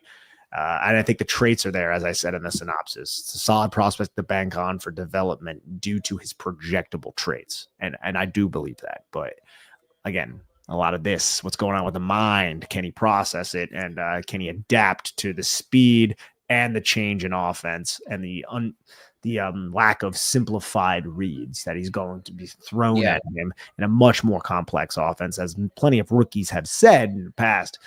Playing in Brian Dable's offense is like drinking water out of a fire hose. It's different. Crazy. But Dart, I mean, I'm going to watch that John Gruden thing. It's probably tomorrow. I'm probably not going to get to it tonight.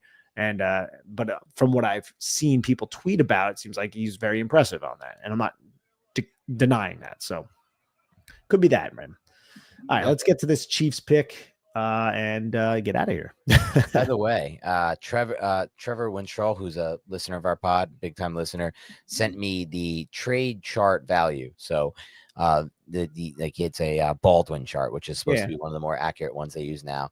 So according to the chart, the Giants gave up 720 points, or the Giants received 720 by getting pick 25, and they gave up, and this is assuming it's a mid third round pick next year, which maybe we'll see. It's probably going to be earlier, but we'll see.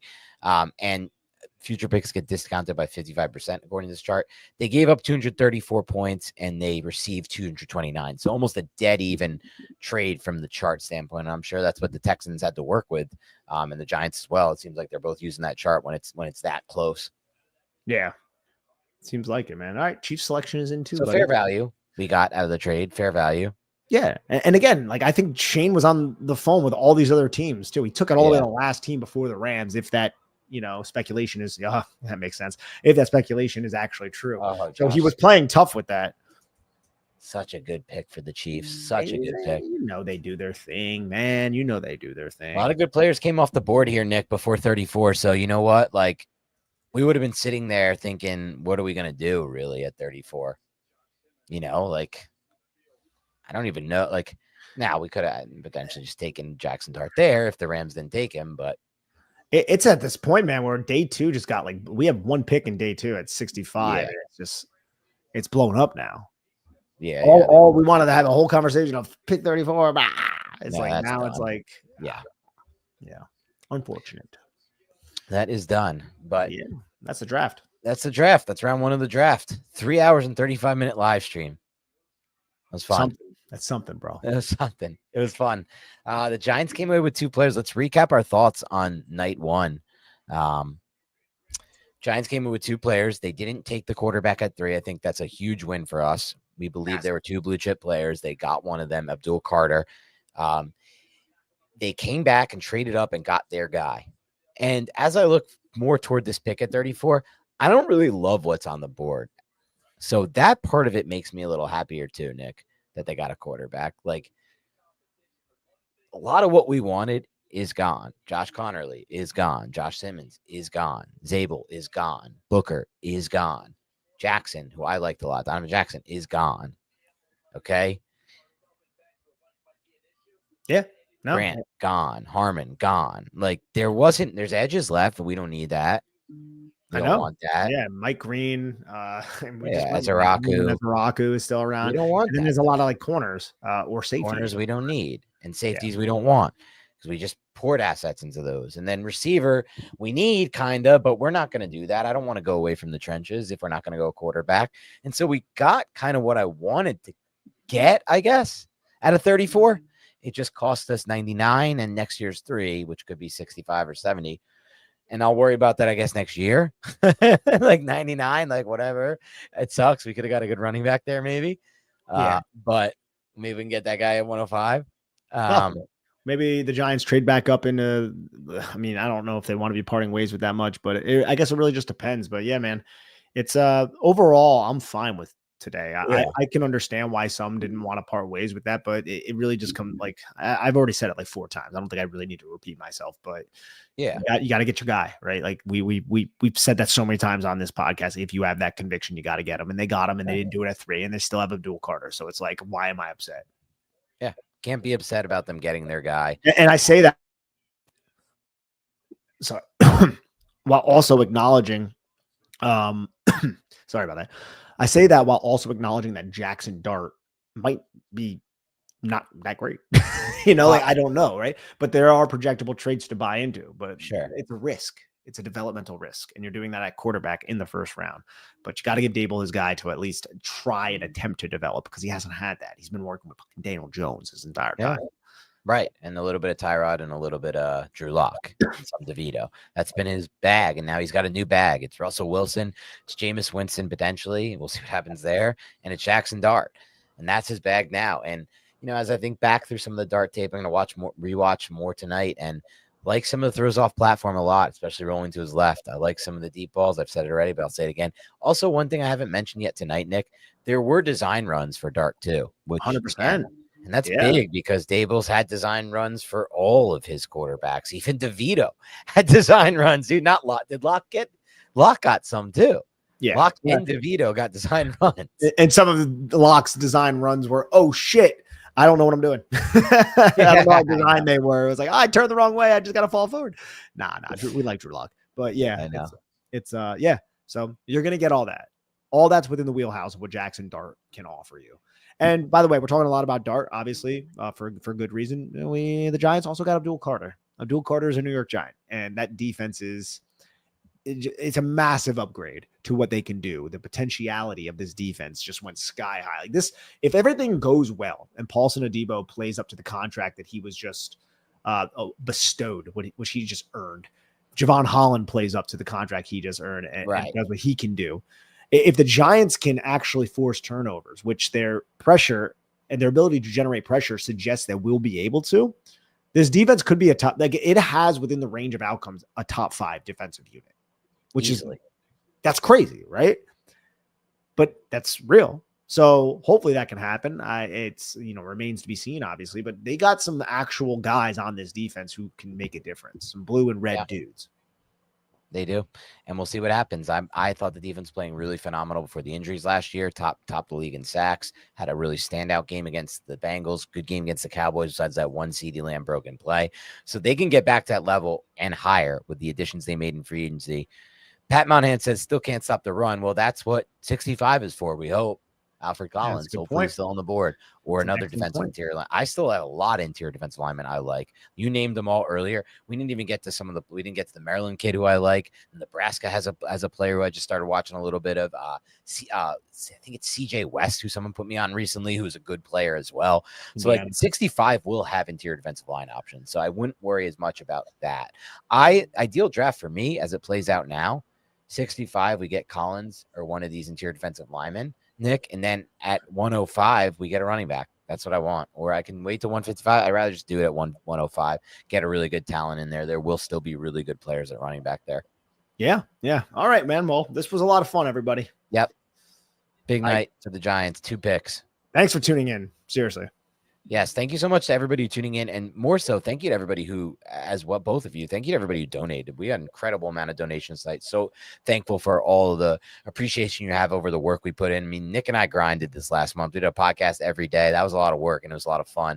And it all culminated in tonight where the Giants made 2 draft picks on day 1, man. That's unexpected. Joe Schoen traded up. He got his guy. It's Joe Schoen's 3rd trade up. This is the kind of GM he's going to be for as long as he's our GM. He's got convictions. He's got his guys. He's got to get his guys. He got his guys. And so it's simple as that. So we have a quarterback of the future. We hope, Nick. We have to think like that. That's the way to go about this.